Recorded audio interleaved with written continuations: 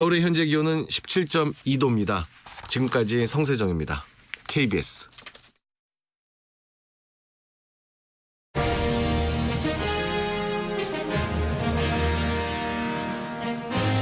KBS 1라디오 제22대 국회의원 선거 개표 방송 내 삶을 바꾸는 선택 2024 총선 일부.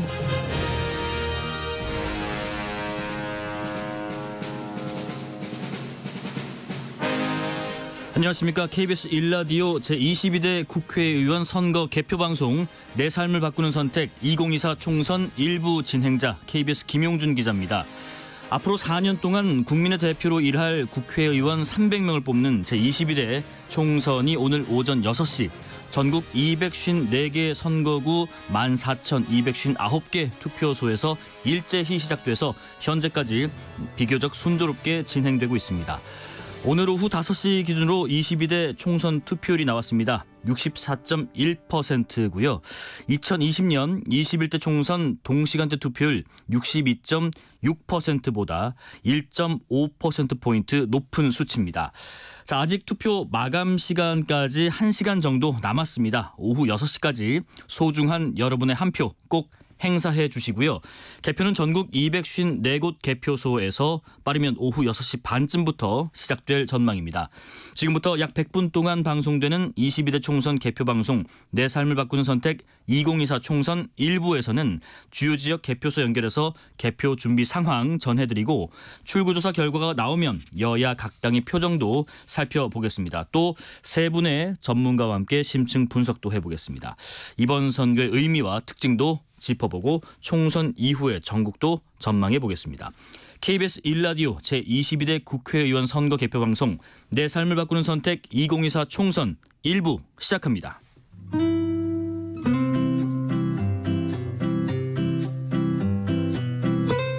내 주권을 행사해야죠. 좀 싸우지 않았으면 좋겠어요. 싸우지 말고 제발 국민을 위해서 열심히 해주십시오. 투표용지가 너무 길다. 네, 정직하고 올바른 사람들이 국회의원이 돼서 믿음과 신뢰를 줄 수 있는 국회가 되었으면 좋겠어요. 나라가 잘 되기를 바라는 마음으로 했죠. 한 표 하겠는데. 우리 손주들이 장래에 잘 살 수 있도록 제발 좀 잘하소. 저처럼 다둥이 팍팍 많이 낳고 행복하게 해지길 바랍니다. 22대 국회 잘해주세요. 네, 투표에 참여하신 시민들 목소리를 저희가 들어봤습니다. 여러 가지 바람들이 모아져서 22대 국회에서 잘 반영되기를 바라보겠습니다. 오늘 함께할 세 분 소개하겠습니다. 국민의힘 원영섭 전 미디어 법률단장, 더불어민주당 조기현 법률위원회 부위원장, 청년정치크루 이동수 대표입니다. 안녕하십니까? 안녕하십니까? 예, 그동안 잘 부탁드리겠습니다. 자, 일단 조금 뒤면은 투표도 마무리가 되고요. 이제 또 개표 결과만 또 기다린 분들 상당히 많을 것 같은데요. 우선 종합적으로 이번 선거의 의미 또 특징 간단하게 짚어볼까 합니다. 원영섭 변호사님, 이번 총선 한마디로 요약하신다면 어떤 선거였습니까?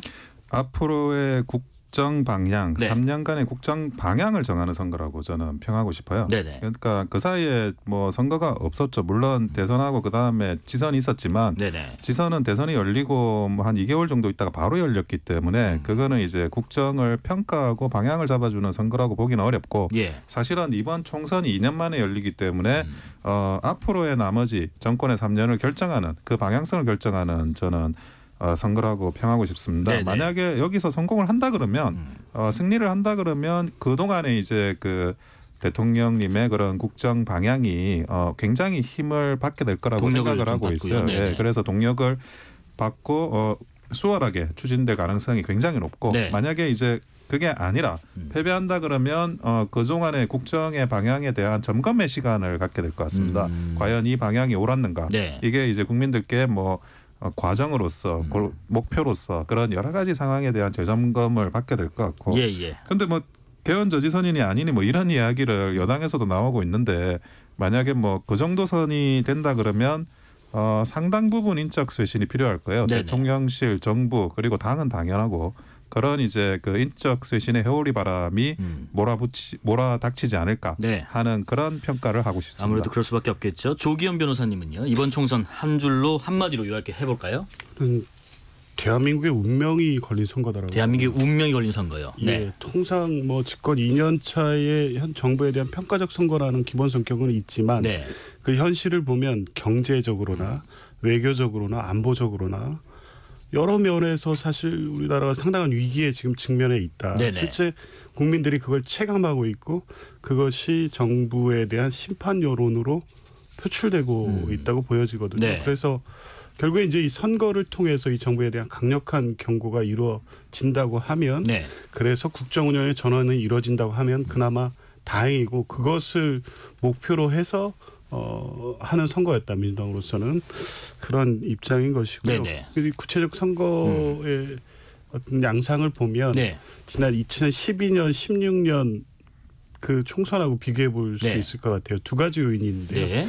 2012년에는 이명박 정권 말기여서 당시에 이명박 대통령 지지율이 20%대 중후반 이 정도였을 겁니다. 네네. 정권 심판 여론이 컸었죠. 네. 근데 그때 박근혜 비대위가 등장하면서 선거의 여왕. 그래서 실제 불리한 선거 구도로 완전히 바꿔서 여당의 압승을 이룬 선거가 천막당사 치면서요. 예. 네네. 근데 이번 선거도 보면 네. 여당이 불리한 정권 심판 여론이 높은 상황에서 네네. 한동훈 비대위 체제가 들어섰습니다. 그래서 주목할 만한 부분이었죠. 과연 2012년에 그렇게 승리한 경험을 한동훈 비대위도 할 수 있겠느냐. 첫 번째 관심 포인트였고요. 네네네. 두 번째 2016년 그 공천 파동이 있었습니다. 네. 그때도 역시 그때 자유한국당이었나요? 미래통합당. 미래통합당 2016년 새누리당 네. 그죠. 그때도 새누리당의 뭐 승리가 예상되는 선거였었는데 옥새 파동 등 공천 파동이 있었죠. 그러면서 결국에 민주당한테 일당을 내주는 상황이 됐거든요. 민주당의 공천 문제로 2월이 한 달 내내 시끄러웠습니다. 그래서 이번 선거도 패배하는 게 아니냐라는 우려들이 민주당 내에도 있었고요. 네. 그럼에도 불구하고 이 두 가지 민주당에 절대적으로 불리할 것 같은 요인이 전혀 이 선거에서 그렇게 작동하지 않았다. 이 부분 특징적인 선거라고 봅니다. 예. 각 거대 양당 소속에서 조금 더 객관적으로 보실 수 있을 것 같은 이동수 대표님은 이번 선거, 이번 총선 한마디로 요약한다면 어떨까요? 저는 정책 아젠다가 실종된 선거였다라고 아젠다의 실종 말씀드리고 싶습니다. 왜냐하면은 과거의 선거들을 보면은 거대한 정책 아젠다를 가지고 찬반이 이제 갈리고 논쟁이 있었잖아요. 네. 대표적으로 2008년에는 뭐 뉴타운으로 상징되는 재개발을 어떻게 하느냐, 혹은 뭐 2010년 지방선거에서 무상급식이 오르냐, 아니면 선별적 복지가 오르냐, 아니면 하다못해 지난 총선에서도 코로나 방역을 어떻게 하는 게 맞는가 하는 이런 논쟁들이 있었는데, 근데 이번에는 보면은 뭐 이제 이 정부 쪽에서는 586 여권 쪽에서는 586 운동권 청산, 혹은 이제 야권에서는 정권 심판을 이제 강하게 내세우면서 이 심판론들이 충돌한 선거였던 것 같고요.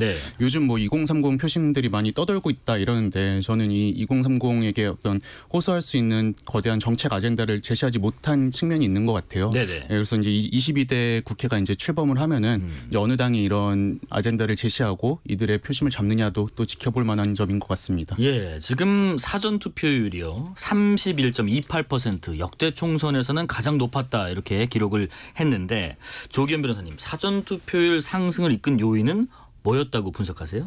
일단 제도의 정착이 가장 큰 요인이겠죠. 제도의 정착. 사전 투표율이 계속적으로 올라가고 있었습니다.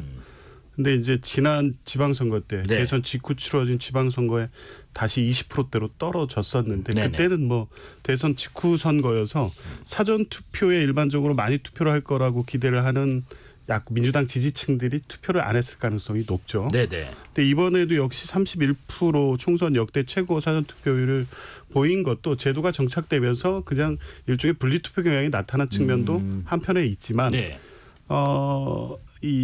그 정부 심판 여론 바닥에서부터 적극적 투표 열기로 이어졌고, 실제 사전 투표에 많이 나가는 층들이 40, 50대 아니겠습니까? 민주당 지지층들이 많고 그런 점이 같이 결부되면서 역대 최고 사전 투표를 기록한 것으로 봅니다. 네, 백수종님, 오늘 KBS 1라디오 개표 방송 기대합니다 하셨고요. 이영민님, 미래 세대들이 활발하게 활동할 수 있는 사회가 되면 좋겠다는 말씀해 주셨고요.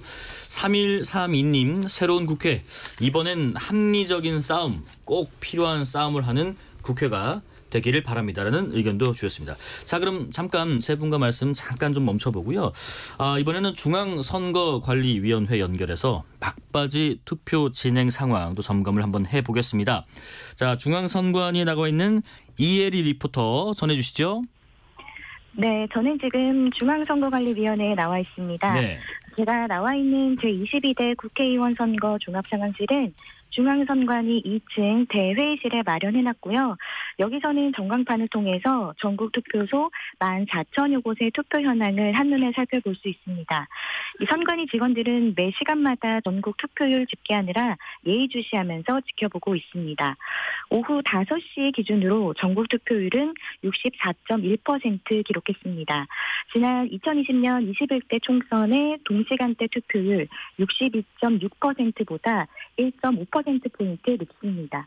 총 투표율이 21대 총선 투표율을 넘어설지 주목됩니다. 이 지역별로 가장 높은 투표율을 보이고 있는 지역은 세종시인데요. 67.5%고요. 가장 낮은 지역은 제주 59.7%입니다.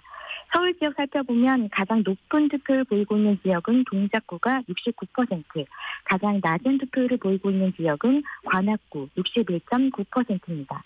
그리고 이 시간대별 투표율은 오후 4시 50분까지에 집계된 자료인데요.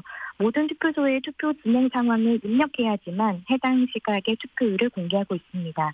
또한 이 투표율은 지난 5일부터 6일 동안 치러진 사전투표율 일부와 우편을 통한 거소투표와 선상투표 그리고 재외투표 일부까지 반영한 결과인데요. 사전투표에선 역대 총선 최고 투표율인 31.28% 기록했습니다. 1,380만여 개의 투표지들은 각 시군구 선관위로 옮겨져 보관 중이고요. 이곳 중앙선거관리위원회 2층 종합상황실에 마련된 우표 투표함, 보관장소, CCTV 통합관제센터를 통해서 오늘 본 투표가 마감되는 오후 6시까지 CCTV로 실시간 감시를 받고 있습니다. 이 모든 투표가 마무리되면 각 투표함은 전국 254곳의 개표소로 옮겨지게 되고요. 또한 이번 선거 결과는 그동안의 총선에 비하면 조금 늦어질 전망입니다. 그 이유가 이번 개표 작업에 사람이 눈으로 일일이 손으로 확인하는 수검표 과정이 추가됐는데요. 전체 개표가 끝나는 시각은 지난 선거 때보다 2시간 늦어질 것으로 보입니다. 선관위는 개표가 문제없이 진행되면 초접전 지역을 빼고는 총선 다음 날인 내일 새벽 1시에서 2시쯤에야 지역구 당선자가 어느 정도 윤곽을 드러낼 것으로 전망했고요. 또 비례대표 당선자는 내일 오전에나 나올 것으로 보입니다. 지금까지 중앙선거관리위원회에서 리포터 이혜리였습니다. 저의 꿈은 수의사입니다. 동물들을 사랑하는 멋진 사람들만 있는 나라에서 살고 싶어요. 제 꿈은 유튜버예요. 공기가 맑은 나라에서 살고 싶어요. 제 꿈은 축구 선수예요. 어른들이 싸우지 않고 사이좋게 지내는 나라에서 살고 싶어요. 아이들이 살아갈 대한민국, 우리가 바꿀 수 있습니다. 여러분께서는 지금 KBS 1라디오 제22대 국회의원 선거 개표방송 내 삶을 바꾸는 선택 2024 총선과 함께하고 계십니다. 네, 중앙선관위 연결해서 막바지 투표 상황 좀 짚어봤는데 지금 일단 몇 가지 눈에 띄는 게 있습니다. 원영수 변호사님 보니까요. 5시 기준으로 오후 5시 기준으로 지금 총선 투표율이 64.1%. 지난 총선 동시간 때보다 62.6%니까 1.5%포인트 높은 상황이라고 하는데 지금 투표율 추이를 보면요. 시간대별로 퍼센트포인트가 조금 3%대까지 갔다가 2%까지 또 갔었는데 지금 1.5%포인트 차까지 약간 좀 줄었네요. 투표율이 뒤로 갈수록 약간 주는 양상입니다. 어떻게 분석하고 계세요? 지금 그래도 투표율 자체가 뭐 1.5%라도 높다라는 거는 유의미하긴 해요. 근데 아마 그 많은 분들이 지금 조기에 투표를 하시고 그리고 그 뭐 저녁 오후나 이럴 때는 뭐 다른 일 보시고 뭐 그러신 분들이 더 많아지신 것 같긴 하거든요. 근데 지금 뭐 민주당은 뭐 70% 넘기겠다 이런 이야기를 했는데 그 70% 넘기는 그런 상황은 되진 않을 것 같긴 해요. 예, 그런데 제가 이거 1.5%라도 그래도 그 투표율이 비교적 높은 편이라고 이야기를 하는 거는 접전지의 경우에는 결국 한 1,000표 내외에서 또 승부가 갈립니다. 예. 그런 1,000표 내외에서 승부가 갈리는 지역이 꽤 있을 거예요, 이번에도. 그런데 그렇다 치면 이 그 얼마나 이 투표율이 높았냐 낮았느냐가 그래도 꽤 많은 그런 그 영향을 차지하거든요. 그렇죠. 그리고 투표율이 높다라는 거는 1.5%라도 높다는 거는 작은 차이는 아니에요. 예, 그래서 다시 말씀드리지만 그런 부분들이 어떤 그 기존 21대와는 다른 어떤 사람들의 생각에 영향을 미쳤다라고 저는 보이고 그리고 지금 이제 막판에 뭐 민주당이든 또 국민의힘이든 그 보수층이든 뭐 진보층이든 지지세를 이끌어내기 위한 그런 또 선거 전략에 집중을 많이 했습니다. 또 그런 것들도 상당 부분 이제 작용을 하고 있다라고 봐야 될 것 같고, 근데 결론적으로 뭐 최종적인 투표율이 중요할 것 같은데 그래도 한 1% 이상 투표율이 높다라고 한다면 결론적으로 그거는 좀 유의미한 투표율 차이라고 보여집니다. 자, 이동수 대표님, 지금 최종 투표율은 70%를 넘을 수 있을까 아니면 70%까지는 미치지 못할까 하는 부분도 하나 있고요. 또 앞서서 이혜리 리포터가 전해준 것처럼 현재까지 투표율이 가장 높은 지역은 세종, 낮은 지역은 제주, 서울에서는 동작구가 가장 높고 관악구가 가장 낮은 상황이 현재까지 상황인데 종합적으로 한번 평가해 주실까요? 네, 저도 이번에 잘하면은 70%를 넘지 않을까 기대를 했었는데 이제 오후 들어서 투표율이 좀 둔화되면서 그러네요. 아무래도 이제 지금 추세로 봤을 땐 한 60% 후반대를 기록하지 않을까. 근데 보면은 2000년대 이후로 총선 투표율이 70%를 넘은 적이 없습니다. 심지어 이제 2008년 18대 국회의원 선거 같은 경우에는 46.1%로 그랬죠. 이제 바닥을 찍기도 했는데 근데 그때는 아무래도 이제 기존 어떤 너무 이제 한나라당이 유리한 상황이기도 했고 또 이제 그 민주당 참여정부에 대한 실망으로 뭐 진보 진영이 투표를 포기하면서 이제 투표장에 가지 않은 뭐 이런 문제들도 있었어요. 근데 지금 이제 역대 그래도 근래 있었던 2000년대 이후 선거 중에서는 총선 투표율이 가장 높을 것으로 기대되는데 그만큼 열기가 뜨겁다는 방증이 아닐까 싶고요. 아까 말씀하신 대로 서울에서도 특히 동작을이 또 지금 치열하게 맞붙고 있는 상황이다 보니까 투표율이 높은 걸로 나타났잖아요. 그래서 이제 이 높은 투표율이 어디에 유리하게 작용할지는 또 지켜봐야 될 것 같습니다. 자, 지금 서울 또 수도권의 선거 결과가 전체 선거 결과를 또 좌우할 수 있다 이런 분석들도 상당히 많이 하는데 특히 여당 같은 경우는요 선거 초반에는 크게 걱정을 좀 하다가 막바지에는 뭐 골든 크로스 언급까지 하면서 상당히 많이 회복했다는 자평도 있었습니다. 원은수 변호사님도 그때 비슷하게 분석하시나요? 아무래도 보수층의 지지라는 게 그게 결집이 많이 일어날 수 있다고 저는 생각을 하거든요. 그동안에 이제 계속 뭐 여러 가지 보수층 내부에서도 뭐 그 선거 운동에 대해서 이런 이야기 저런 이야기가 있었지만 결국 이제 개헌 저지선이 뭐 돌릴 수 있을 것처럼 그렇게 여당에서 이야기를 하면서 읍수 작전으로 변경하니까 또 그건 또 그렇게 되면 안 되지 않습니까? 그러니까 그런 전략이 저는 어느 정도는 작동이 된다고 봐요. 그러니까 뭐 실제로 개헌 저지선인지 아닌지는 그거는 변론으로 하고 그런 이제 업소 전략을 하면 결국 이제 그 기존의 보수 지지층에서는 뭐 조금 마음이 저하신 분들이 있다고 하더라도 결국에는 그 정도는 힘을 실어줘야 된다. 최소한 이제 그 정권을 계속 어느 정도는 수행할 수 있을 정도로의 힘을 실어줘야 된다는 생각을 하고 그리고 호소나 읍소 전략이 좀 주요했다. 저는 주요했다고 생각하고 있습니다. 특히 뭐 권성동 의원 같은 경우에는 강릉에서 올라오셨어요.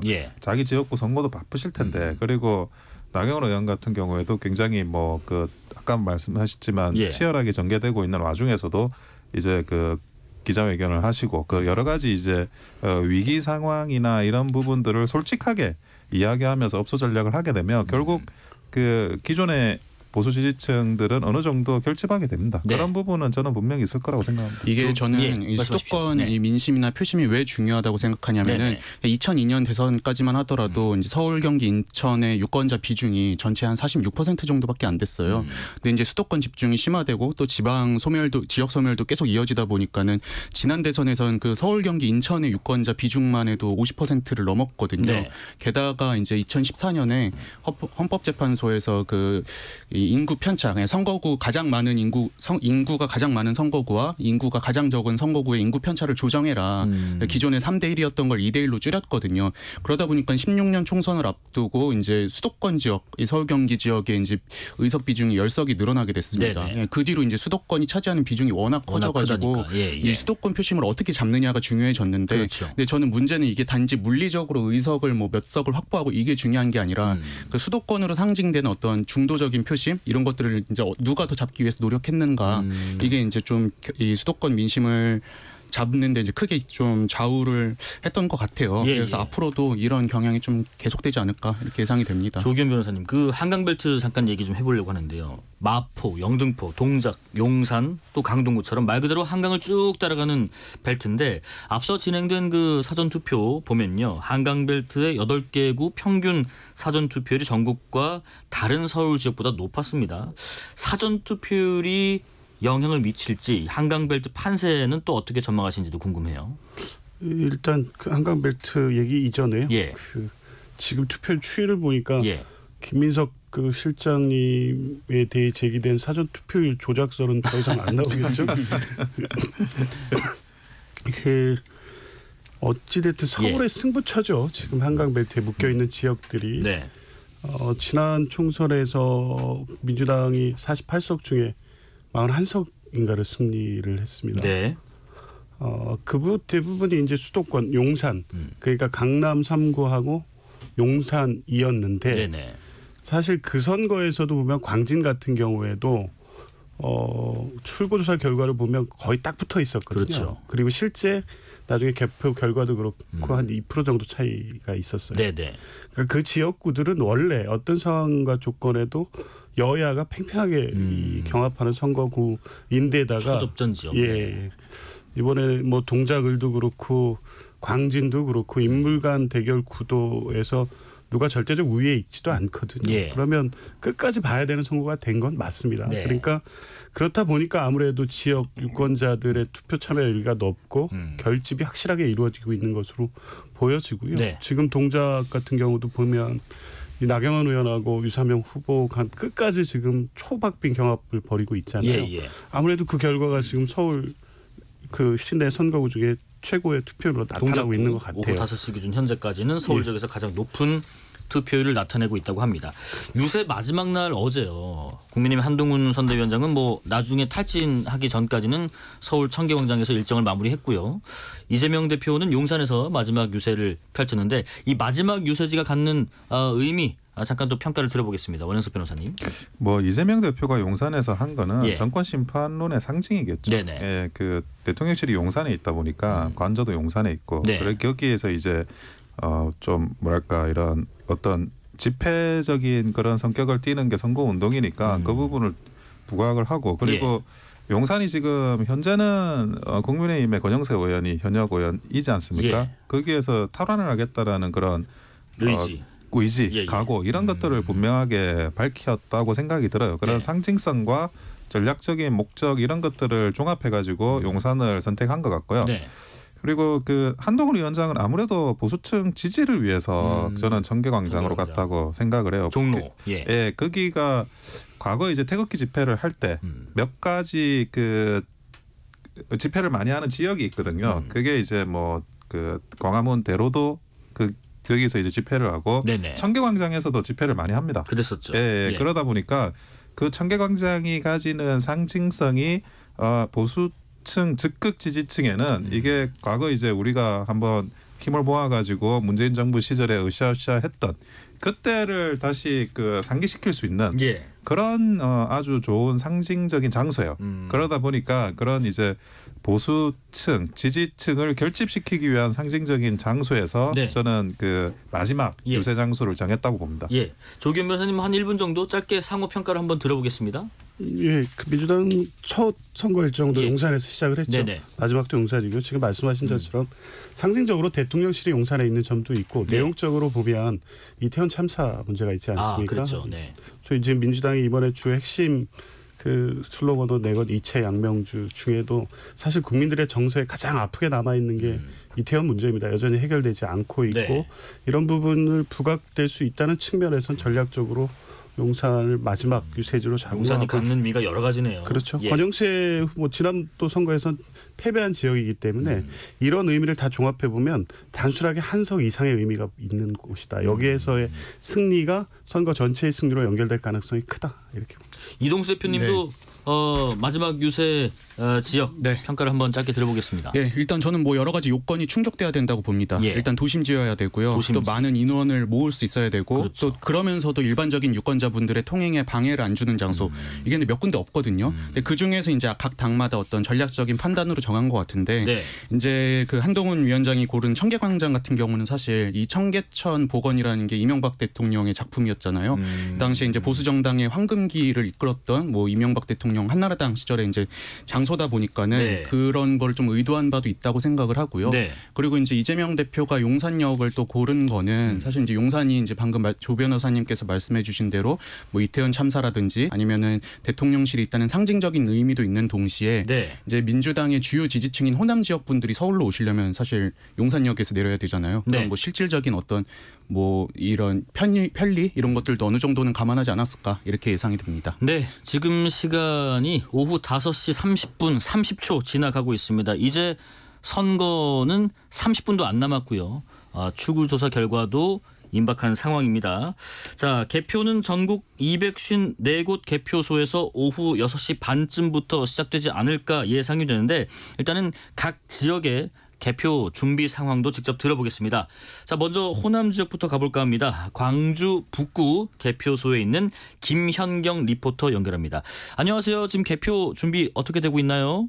네, 아직은 투표가 진행 중이라 이곳 개표소는 개표를 준비하는 분주한 분위기 속에서 투표 마감을 기다리고 있습니다. 오후 6시 정각 투표가 끝나는 대로 각 선관위에 보관돼 있던 사전 투표함과 각 투표소의 투표함이 광주는 5군데, 전남은 22군데, 전북은 15군데 개표소로 이동이 될 예정입니다. 광주와 전남 전북 지역은 22대 총선 사전 투표 열기가 전국에서 가장 뜨거웠던 곳인데요. 오후 5시 기준 광주가 65.7%, 전남이 67.1%, 전북이 65.1%의 투표율을 보이고 있습니다. 오늘 선거로 광주와 전남북 지역 모두 28명의 국회의원이 선출이 됩니다. 호남 지역은 전통적으로 더불어민주당 강세 지역인데요.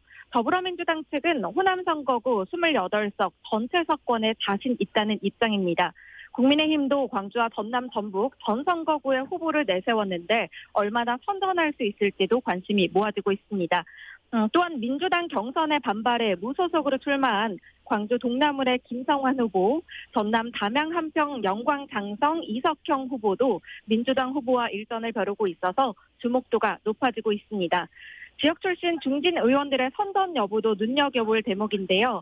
이낙연 새로운 미래 대표가 광주 광산을에 출마해 22대 총선 관심 선거구로 떠올랐고 또 광주 서구갑에 옥중 출마한 송영길 소나무동 대표도 선전을 할 수 있을지 관심이 쏠리고 있습니다. 또 국민의힘 이정현 후보는 순천시, 광양시, 곡성군, 구례군에서 4선에 도전하는데요. 순천 지역의 표심은 지난 여러 차례 총선에서 예상 외의 결과를 냈기 때문에 호남권에서 한석 가져갈 수 있을지 이목이 집중되고 있습니다. 전북 지역민들의 관심이 높은 곳은 전주 을입니다. 검사 출신 정치 신인 더불어민주당 이성인 후보, 재선 의원, 국민의힘 정운천 후보, 또 현역 지역구 의원 진보당 강성희 후보가 치열한 득표 활동 벌이고 있는데요. 20대 총선부터 매번 다른 정당 후보가 당선된 전북 전주을 지역 표심이 이번엔 어디로 향할지 선거 전 막판까지 관심을 모읍니다. 또 호남에서는 지역구 선거 못지않게 비례대표 선거 결과에 대한 관심도 큰 상황입니다. 지금까지 광주 북구 개표소에서 김현경이었습니다.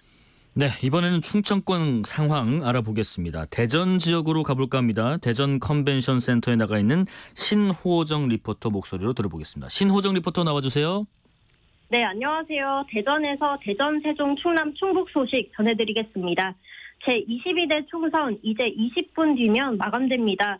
오늘까지 후보자들은 긴 시간을 유권자들의 마음을 얻기 위해 달려왔는데요. 이제 투표는 공식적으로 6시에 종료될 예정입니다. 오늘 투표율은 5시 기준 대전 63.5%, 세종 67.5%, 충남 62.4%, 충북은 62.5%로 잠정 집계되고 있는데요. 실제 6시 투표가 마감된다고 해도 정확한 투표율이 집계되기까지는 시간이 걸릴 전망입니다. 하지만 지난 사전 투표율이 31.23%로 역대 최고를 기록하는 등 총선 투표율은 역대 가장 높을 것으로 예측되고 있습니다. 현재 세종이 전국에서 가장 높은 투표율을 보이고 있는데요. 세종은 갑 지역구에서 더불어민주당 후보의 공천으로 득표 결과를 예측하기가 쉽지 않습니다. 또 대전 지역은 매번 지역 격전지로 꼽히는 곳이니 이번 총선에서도 주의 깊게 살펴봐야겠습니다. 치열한 선거전이 펼쳐졌지만 오늘 투표는 큰 사고나 소동 없이 순조롭게 진행됐습니다. 대전, 세종, 충남, 충북 투표소는 모두 1693곳이고 잠시 후 투표가 끝나면 삼엄한 경우 속에 개표소로 이동하는데요. 이번 선거에서 특이한 점은 부정선거 음모론을 차단하기 위해 29년 만에 사람이 직접 투표지를 확인하는 소검표 절차가 추가됐다는 점입니다. 개표 진행 인력도 크게 늘었고요. 또 개표 과정이 복잡해지면서 개표 완료 시간은 평소보다 늦어질 것으로 전망됩니다. 대전, 세종, 충남, 충북 지역 개표소들 모두 점검을 마쳤고 어떤 상황에서도 문제없이 개표가 이루어질 수 있도록 긴장 속에서 개표를 준비하고 있습니다. 지금까지 대전이었습니다. 네, 감사합니다. 대전 선관위 현장 나가 있는 신호정 리포터였고요. 마지막으로 부산 지역으로 가보겠습니다. 부산 백스코 개표소 이하나 리포터 나와주세요. 네, 저는 지금 부산 백스코 개표소 현장에 나와 있습니다. 오후 6시 투표가 끝날 시간이 다가오면서 이곳은 점점 분주해지고 있는데요. 개표 진행 관계자들과 또 개표 참관인들로 북적이고 있는 모습입니다. 부산 투표소는 모두 913곳으로 곳곳에서 마감 시간 전에 투표를 하기 위한 시민들의 발길 계속 이어지고 있고요. 부울경 지역 현재 투표율부터 좀 살펴보면 오늘 오후 5시 기준 부산 투표율은 64.3%로 전국 평균보다 0.2%포인트 높고요. 역대 총선 중 가장 높은 투표율을 보이고 있습니다. 부산에서는 총 18개 선거구에서 국회의원을 뽑는데요. 특히 매 선거 때마다 큰 관심지로 꼽히는 곳이 낙동강 벨트입니다. 대체로 보수톱밭인 이 부산 경남에서 여야 간 격전지로 꼽을 수 있는 지역이고 또 서부 상권과 경남 김해 양산을 포괄하고 있는 곳인데요. 이번 선거에는 특히 여당 중진인 서병수 의원과 해당 지역 현역인 전재수 민주당 의원이 맞붙은 그런 북구 갑 지역이 화제입니다. 현재 이곳의 투표율은 67.7%로 부산에서는 가장 높은 상황이고요. 또 변성환, 김도읍 후보가 치열한 접점을 펼치는 강서구도 투표율이 평균보다 높게 나타나고 있습니다. 또 낙동강 벨트로 관심 지역인 경남 양산 을의 경우 지역구를 옮긴 국민의힘 김태호 의원이 더불어민주당 김두관 의원과 맞붙어서 지금 빅매치가 성사되고 있고요. 경남 김해을은 현역인 민주당 김정우 의원과 또 그에 도전하는 국민의힘 조혜진 의원이 맞서고 있습니다. 현재 경남 전체 투표율은 64.7%로 집계되고 있습니다. 부산은 낙동강 벨트 이외에도 초접전지로 관심이 모아지는 곳들이 있는데요. 먼저 국민의힘을 탈당한 장해찬 후보가 무소속으로 출마해 3자 구도로 맞서고 있는 수영구의 결과도 주목되고 있고 대체로 보수가 우세한 부산의 지역구 중에서도 이 보수 성향이 더욱 짙은 해운대 갑의 경우 국민의힘 주진호 후보와 더불어민주당 홍순영 후보의 승패를 전망하기 어려운 상황인데요. 투표 마감 이후 개표 상황도 계속 지켜봐야겠습니다. 지금까지 부산 백스코 개표소에서 이하나였습니다. 네. 자, 주요 지역 개표 준비 상황 현장에 나가 있는 리포터 연결해서 직접 들어봤고요. 강력반대님, 오늘 개표 방송도 기대하겠습니다 하셨고요. 1239님, KBS 청취자 여러분 모두 투표하십시오 하시는데 지금 오후 5시 38분 지나고 있습니다. 얼른 좀 뛰어가셔서 투표하셔도 될 것 같습니다. 자, 지금 보면요. 투표율 보면은 일단 지난 총선보다는 높을 것 같다는 전망이 있는데 지역별로 보면은 호남 지역의 사전 투표율이 가장 높은데 조기현 변호사님 그 배경이 뭘까 싶습니다. 일관되게 얘기하는 건데요. 이번 선거를 정부에 대한 심판 선거다라고 보는 게 이제 민주당 지지층이고 중도층까지 이제 그런 여론이 강했는데 아무래도 그 민주당의 절대적 지지 지역이다 보니까 호남에서 적극적 투표 열기가 있었던 것 같습니다. 그런데 근데 이제 본투표까지 보면 사실 전국 평균 투표율에 수렴될 가능성이 있어서요. 어쨌든 그 언제 투표하냐의 문제보다는 내가 얼마만큼 이 선거에 열기를 갖고 있고 해야겠다는 생각을 직접 표출하느냐 이 양태를 볼 필요가 있는데 네네. 호남에서 상대적으로 원래도 높았지만 이번에는 그 추세를 뛰어넘을 정도로 굉장히 높았거든요. 그렇죠. 평균 이상을 기록 중입니다. 예, 그만큼 이번에는 뭐 쉬운 말로 하면 작정하고 투표하려는 분위기 이런 게 있었다. 예. 네, 이번에 꼭 가가지고 이 정권에 강력히 경고하겠다.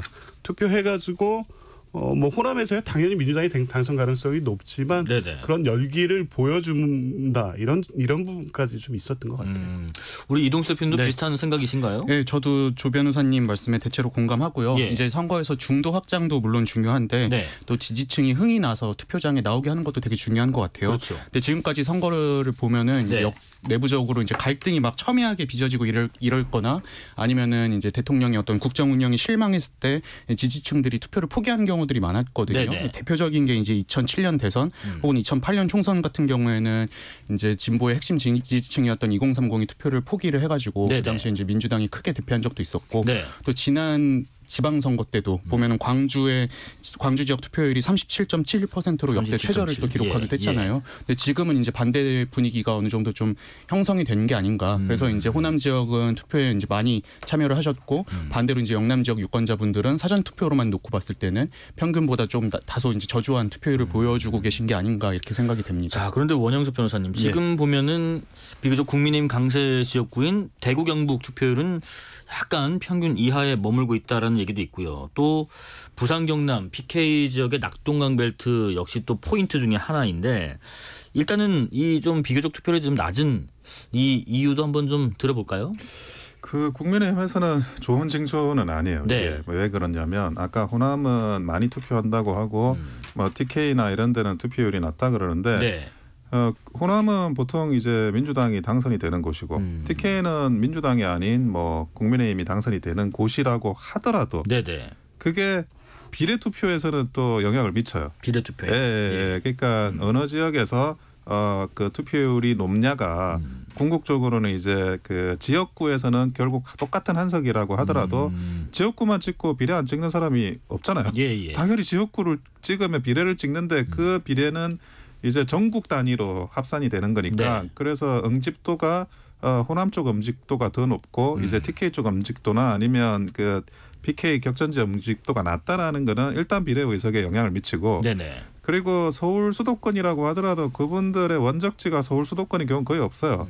다 이제 뭐 영남, 호남 이런 데서 올라오신 출향민 또는 출향민 2세들인데 그런 출향민이나 출향민 2세들의 그런 선거 지형을 가늠해 볼 수 있는 게 그게 실제로 뭐 TK, PK 호남의 투표율이거든요. 예. 그러면 이 투표율이 그대로 서울 수도권에도 비슷한 비율로 그 투표 응집도가 발생한다라고 볼 수밖에 없고 네네. 그러면 호남 쪽 응집도가 높고 영남 쪽 응집도가 낮다라는 거는 그게 서울 수도권 투표에서도 국민의힘에는 좀 좋은 영향을 미치기는 어렵습니다. 그러다 네. 보니까 지금 이제 결론적으로 아직 뭐 한 20분 정도 남아 있어요. 네. 최종 결론이 어떻게 될지 모르겠지만 이런 이제 투표율의 그런 차이들은 예. 뭐 국민의힘에서는 좀 우려할 만한 사안은 맞습니다. 이제 한 18분, 17분 정도 남았네요. 출구조사 결과도 6시 이후에 아마 나오게 될 테고 자, 이동수 대표님. 네. 낙동강 벨트 지역 중에서요. 네. 혹시 이 지역 참 결과가 주목된다. 이런 지역들 이번에 또 낙동강 벨트 상당히 많은 주목을 받고 있잖아요. 어떤 지역이고 또 그 이유가 뭔지까지 한번 좀 들어보겠습니다. 저는 근데 지역보다도 예. 오히려 이제 낙동강 PK 지역, 낙동강 벨트에서의 비례대표 정당 투표가 어떻게 나올까가 좀 굉장히 많이 비례대표 궁금하더라고요. 정당 예, 투표. 왜냐하면은 지금 이제 조국혁신당이 처음 등장을 했을 때 원래는 이제 민주당에서도 강성 지지층만 지지할 거다라는 이런 평들이 많았었는데 네. 이제 이후에 어떤 추세를 보면은 강성 지지층뿐만이 아니라 중도층도 어느 정도 지지하고 있는 걸로 나타났고 실제로 조국 대표도 이제 낙동강 지역에서 부산 사투리를 써가면서 선거 운동을 하고 이랬잖아요. 그랬죠. 근데 이게 이제 과연 그럼 부산 지역에 얼마나 민심에 영향을 끼쳤을까?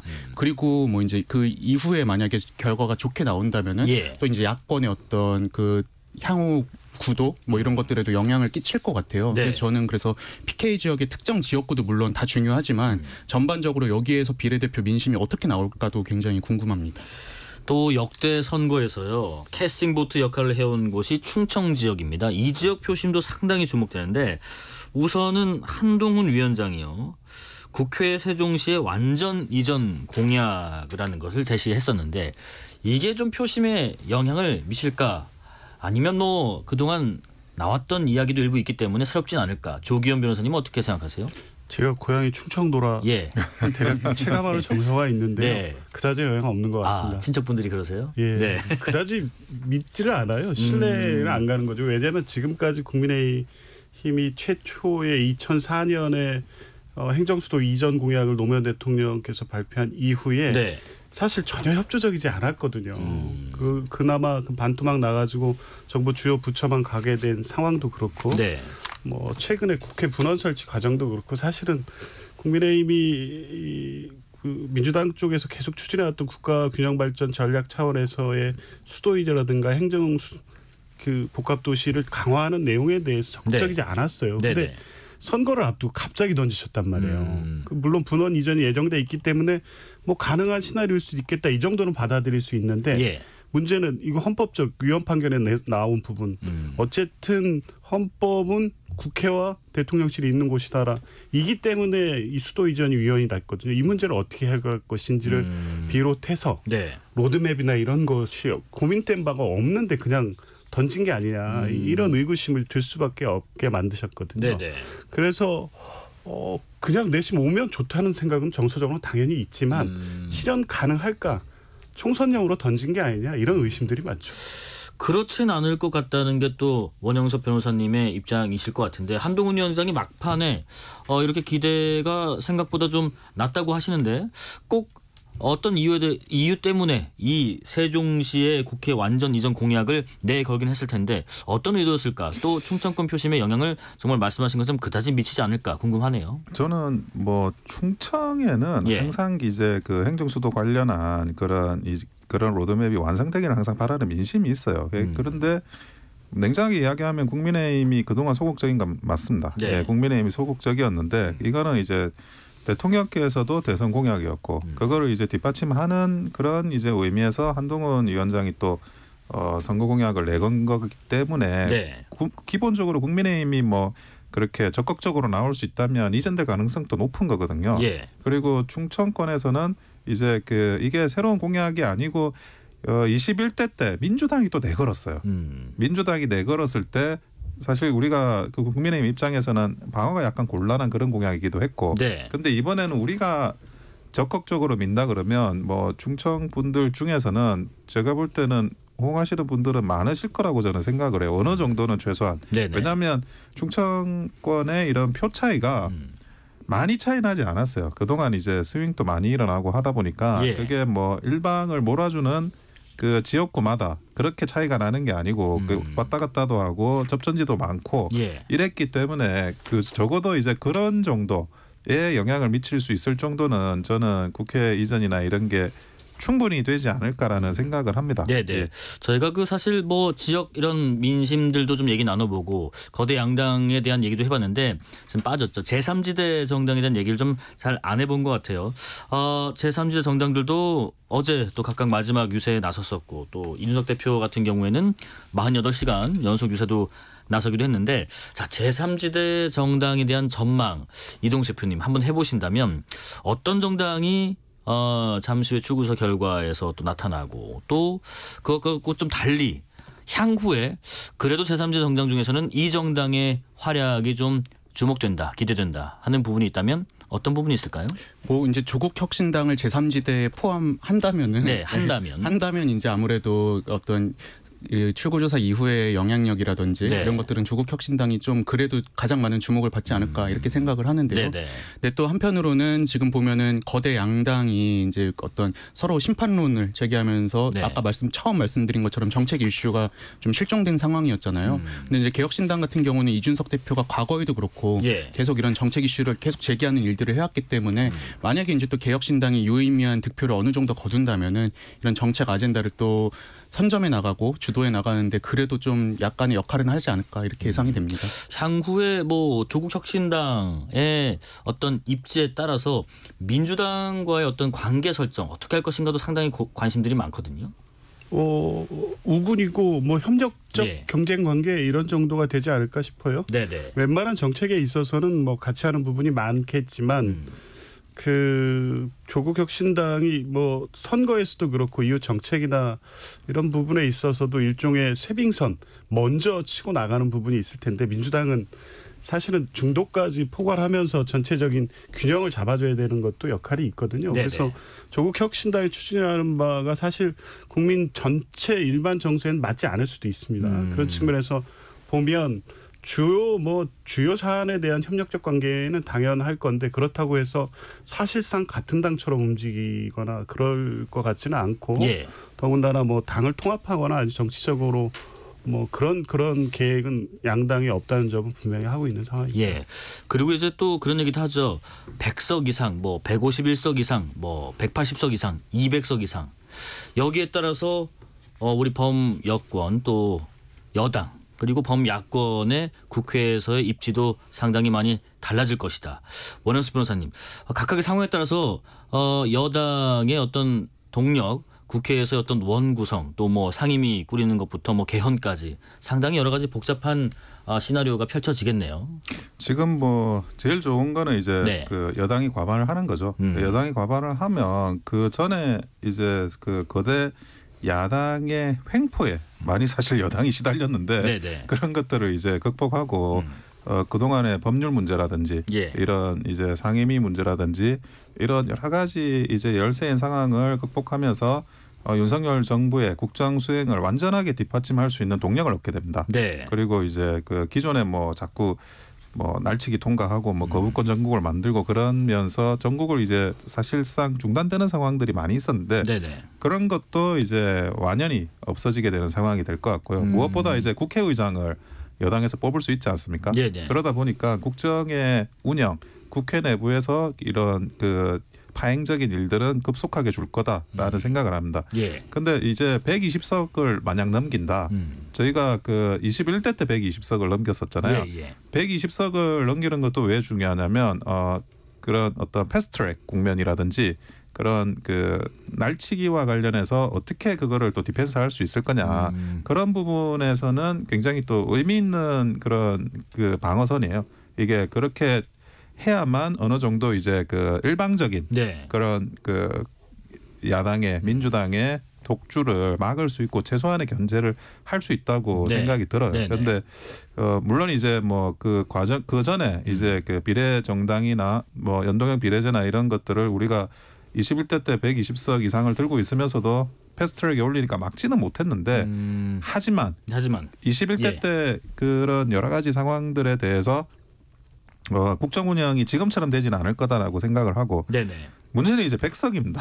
100석. 예. 저는 100석은 당연히 이제 개헌 저지선은 국민들께서 넘겨주시지 않을까 하는 생각은 하는데 예.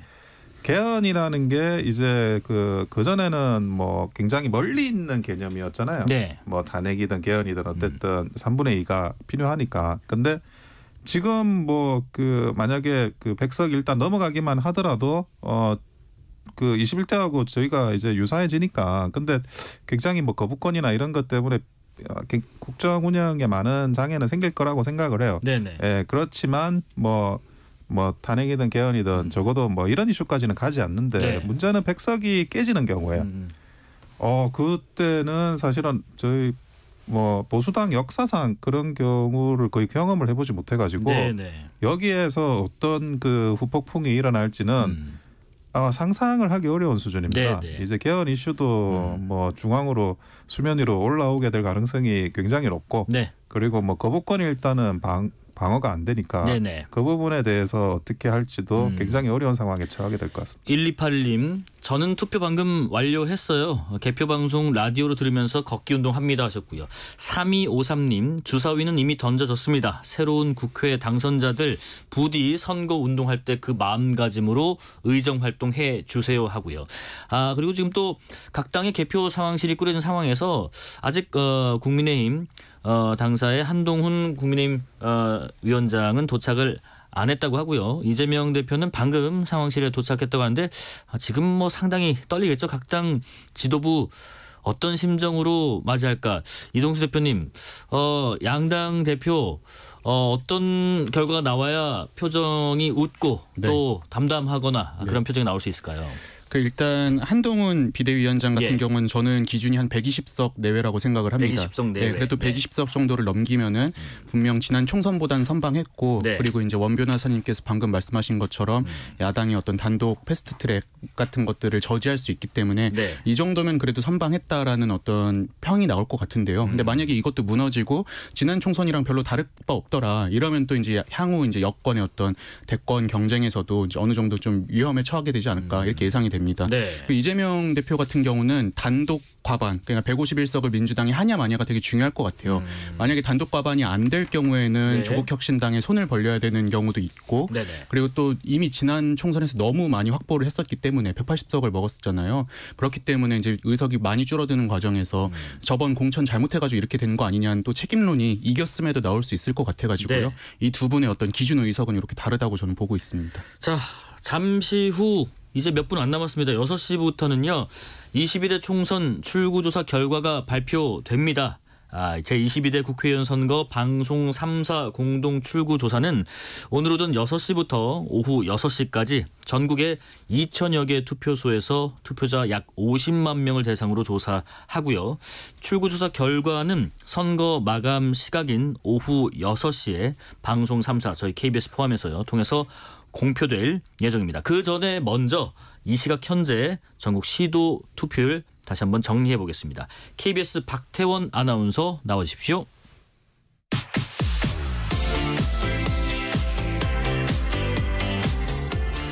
네, 지금 시각 5시 55분, 56분을 향해 가고 있습니다. 4분여 후면 투표가 종료가 됩니다. 2024 22대 총선 이 시각 전국 및 지역별 투표율을 알려드리도록 하겠습니다. 몇 분 남지 않았기 때문에 이 투표율이 유력한 투표율이 될 것 같습니다. 전국 투표율은 64.1%를 기록했습니다. 자, 서울입니다. 서울은 66%의 투표율을 기록하고 있습니다. 경기 지역 가보겠습니다. 경기 63.7%의 투표율 기록하고 있습니다. 인천 투표율입니다. 62.4%입니다. 평균보다는 밑돌고 있고요. 부산 투표율은 64.3%입니다. 평균과 비슷합니다. 경남입니다. 경남은 64.7%의 투표율 보이고 있고요. 울산은 63.6%의 투표율입니다. 대구입니다. 대구는 60.8%의 투표율 보이고 있습니다. 경북입니다. 경북 투표율 62.7%네요. 광주의 투표율은 65.7%입니다. 광주광역시의 투표율 65.7%고요. 전남 투표율 높습니다. 67.1%의 투표율 보이고 있습니다. 전북 투표율입니다. 65.1%의 투표율이고요. 대전 투표율입니다. 63.5%의 투표율 보이고 있습니다. 세종은 67.5%의 높은 투표율 보이고 있습니다. 충남 투표율입니다. 충남은 62.4%의 투표율이고요. 충북은 62.5%, 충북과 충남이 투표율이 비슷합니다. 자, 강원도의 투표율 어떨까요? 64.4%의 투표율 강원이 보이고 있고요. 자, 마지막으로 제주입니다. 제주는 59.7%의 투표율로 최하위를 기록하고 있습니다. 네, 잠시 후 투표가 종료됨과 동시에 방송 3사가 공동조사한 출구조사 결과를 발표하도록 하겠습니다. 끝까지 KBS 라디오와 함께해 주시기 바랍니다. 지금까지 아나운서 박태원이었습니다.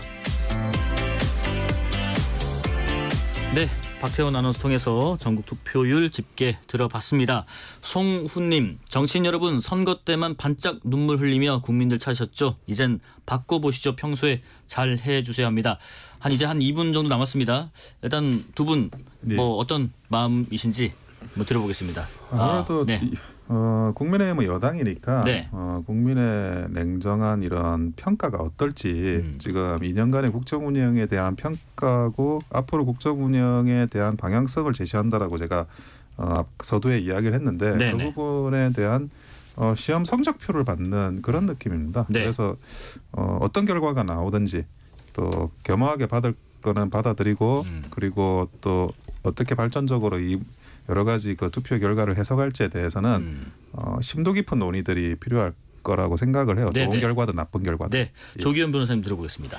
출구조사 결과가 이제 뭐 상한이나 하한 이렇게 나오기 때문에 아직 최종 결과 나올 때까지 어떤 뭐 결론을 보기는 어렵다고는 보는데요. 어찌됐든 그 최종적으로 최상의 결과가 나온다고 하더라도 민주당도 굉장히 큰 책임감을 느낄 수밖에 없는 상황이거든요. 아마 그런 부분 이재명 대표도 같은 생각일 거라고 봅니다. 네, 이제 카운트다운 들어갔고요. 자, 잠시 후 6시에는 출구조사 결과가 나올 예정입니다. 잠시 후부터는 22대 국회의원 선거 출구조사 결과를 KBS 1TV와 함께 동시에 들어보겠습니다. 이제 30초 남았습니다.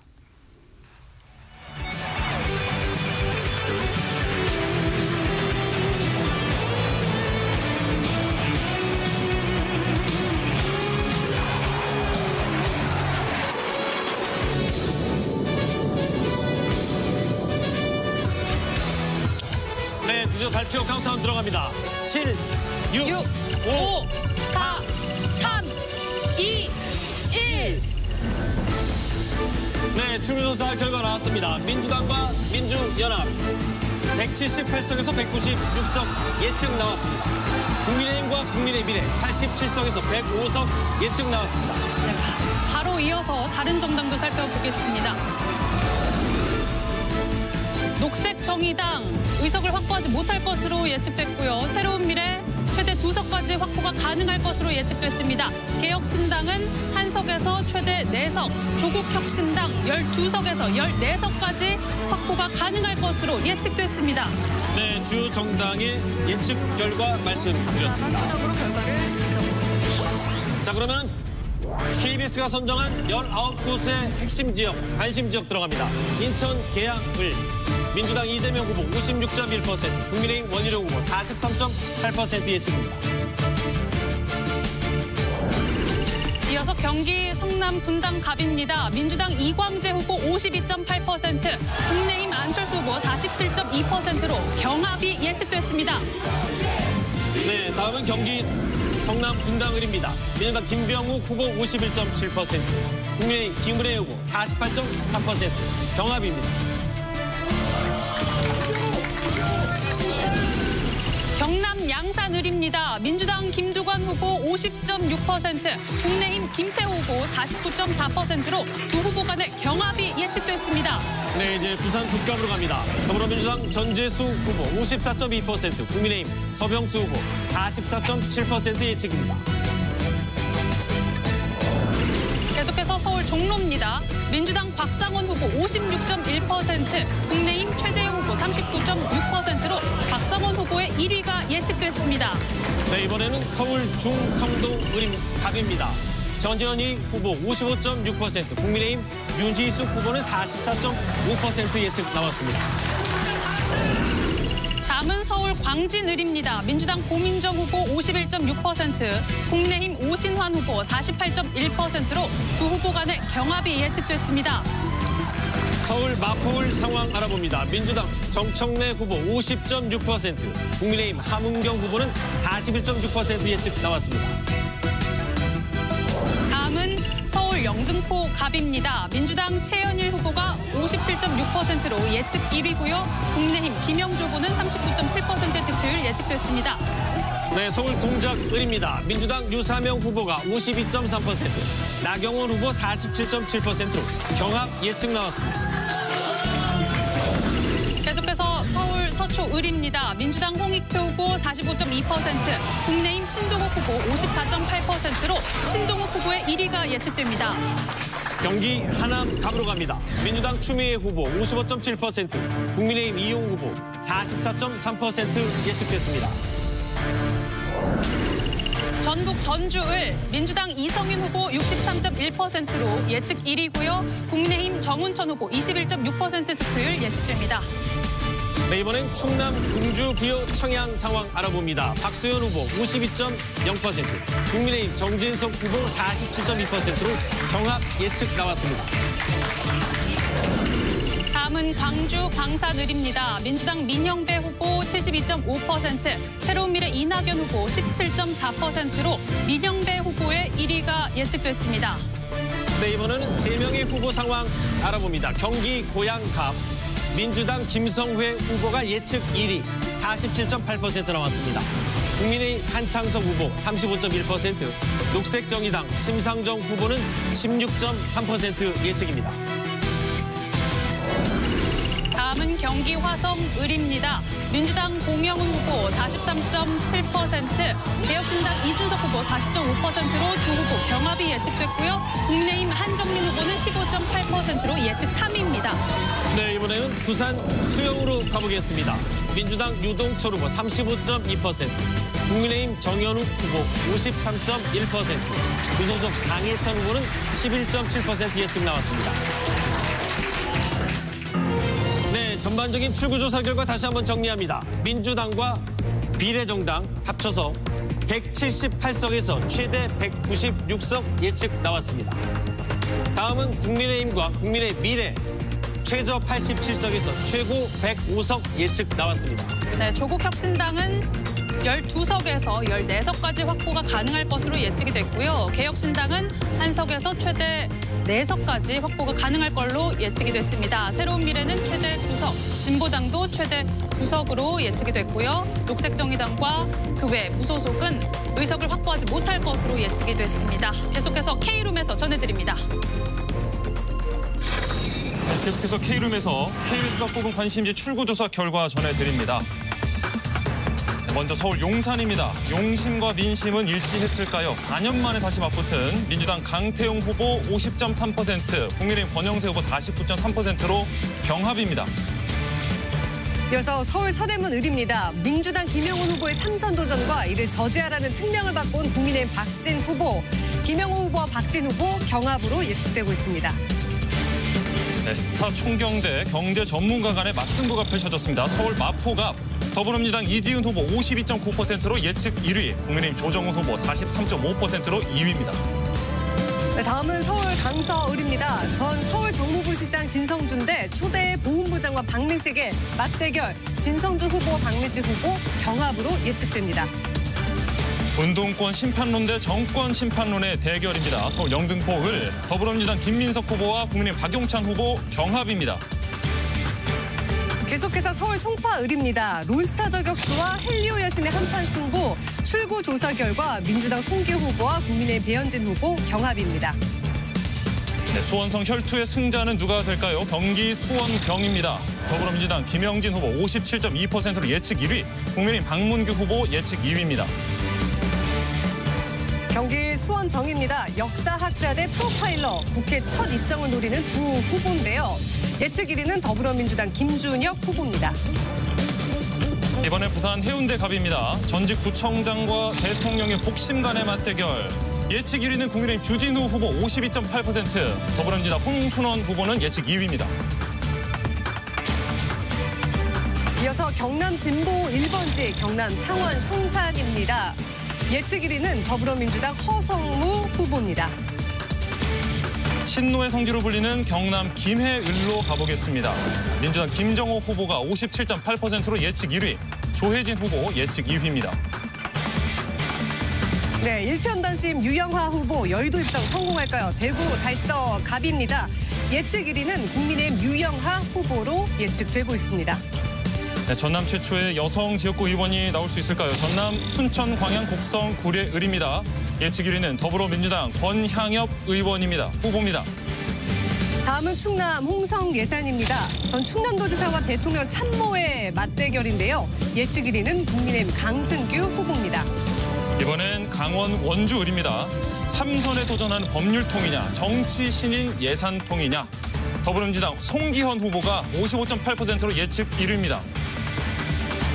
당적을 바꾼 이상민 의원의 6선 도전과 이에 맞선 정치 신인의 대결입니다. 대전 유성을 더불어민주당 황정아 후보가 예측 1위입니다. 네, 이어서 3파전 현장으로 가보겠습니다. 경기 부천 을인데요. 네, 민주당 김기표 후보가 55.7%로 예측 1위, 국민의힘 박성중 후보 예측 2위입니다. 이어서 경기 남양주 가 보도록 하겠습니다. 예측 1위는 민주당 최민희 후보, 예측 2위는 국민의힘 윤학준 후보로 예측되고 있습니다. 네, 화성 신대륙의 현역 3파전 경기 화성정입니다. 예측 1위는 민주당 전용기 의원, 예측 2위 국민의힘 유경준 의원 후보, 예측 3위는 개혁신당입니다.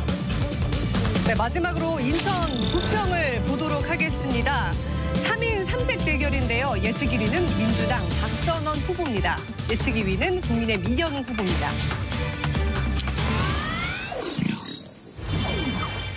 네, 지금부터는 빠르게 전국을 되돌아보겠습니다. 출구조사 결과 1위가 예측되는 후보입니다. 중성동을은 민주당 박성준 후보와 국민의힘 이혜훈 후보가 경합으로 예측됐습니다. 광진갑은 민주당 이정원 후보가 1위로 예측됐습니다. 네, 서울 동대문을 민주당 장경태 후보, 중랑갑은 민주당 서영교 후보, 중랑글은 민주당 박홍근 후보가 1위로 예측됐습니다. 네, 이어서 서울 성북갑 민주당 김영배 후보가 예측 1위, 성북을 민주당 김남근 후보가 예측 1위, 강북갑 민주당 천준호 후보가 예측 1위입니다. 네, 출구조사 결과 예측 1위 강북을에서는 민주당 한민수 후보, 도봉을에서는 민주당 오기영 후보가 예측됐고요. 도봉갑은 경합입니다.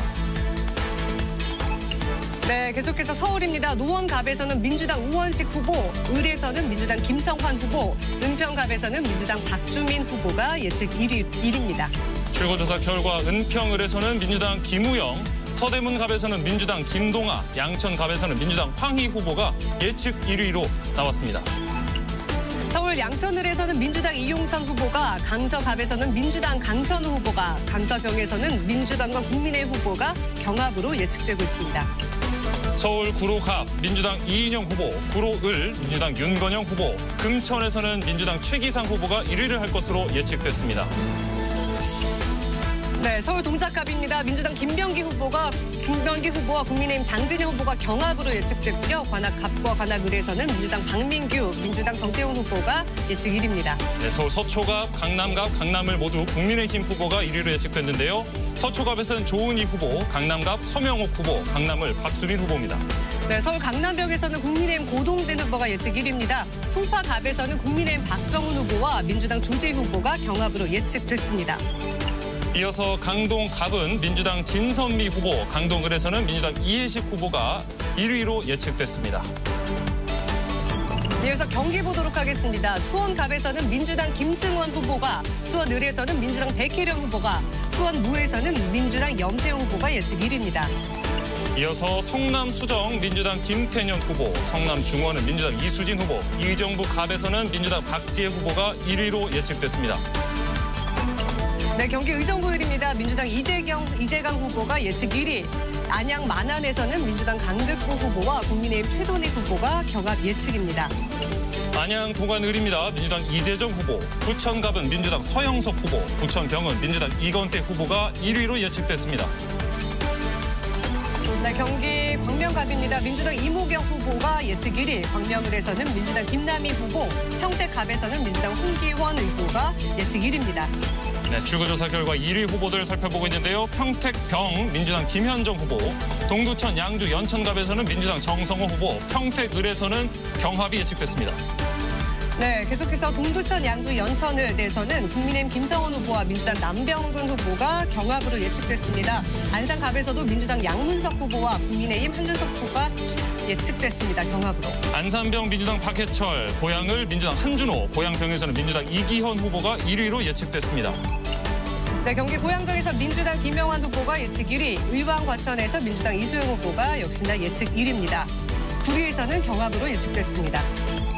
경기 지역 남양주 을은 민주당 김병주 후보, 남양주 병 민주당 김용민 후보, 오산에서는 민주당 차지호 후보가 각각 예측 1위입니다. 네, 경기 시흥갑에서는 민주당 문정복 후보가 예측 1위, 시흥을에서는 민주당 조정식 후보, 군포에서는 민주당 이하경 후보가 예측 1위입니다. 계속해서 경기 지역입니다. 하남을 민주당. 네, 제22대 국회의원 선거 출구조사 결과 KBS 1TV와 동시에 들으셨습니다. 자, KBS 1라디오 제22대 국회의원 선거 개표방송 내 삶을 바꾸는 선택 2024 총선 1부. 자, 잠시 후 출구조사 결과에 대한 분석 이어가겠습니다.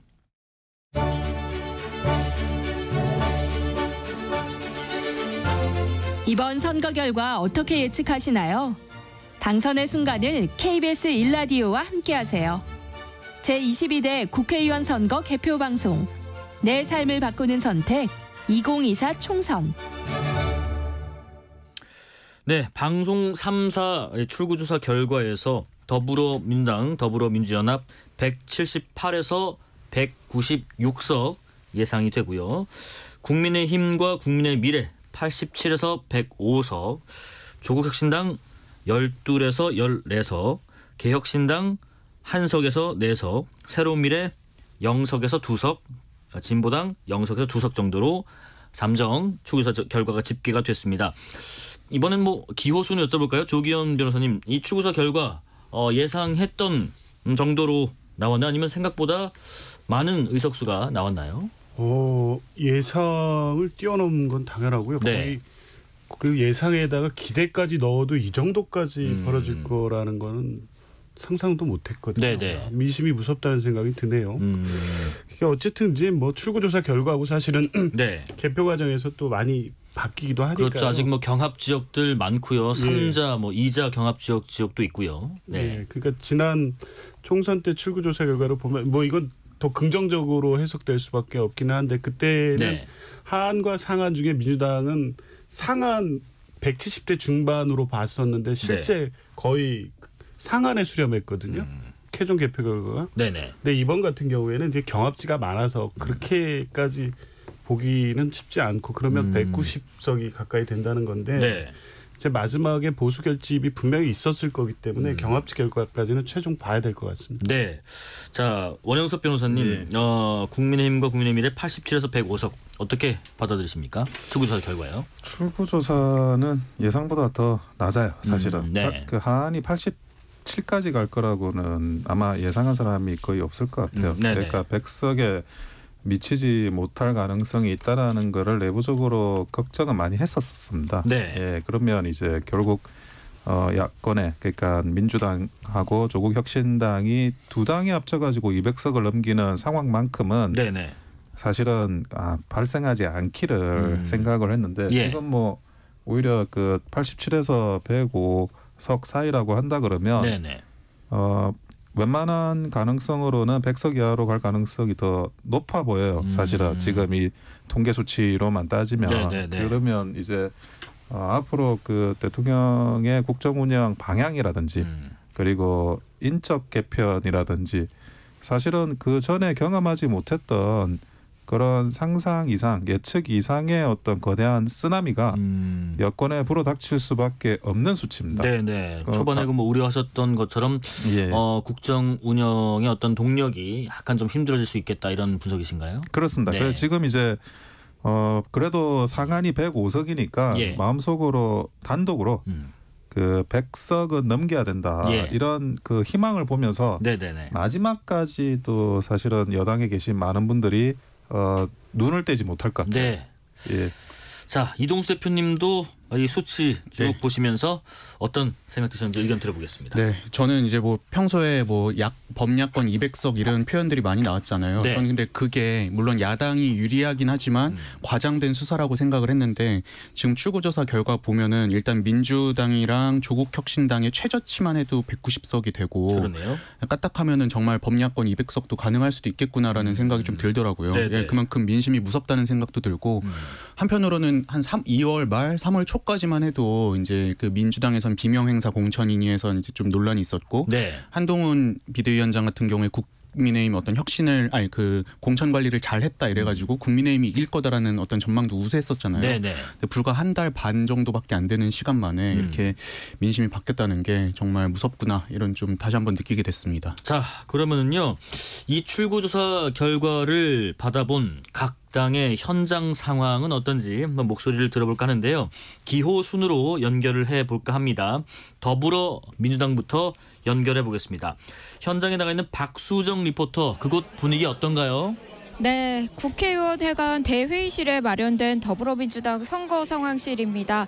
이곳은 지금 더불어민주당 지도부와 당 관계자들, 취재진들로 북적이고 있습니다.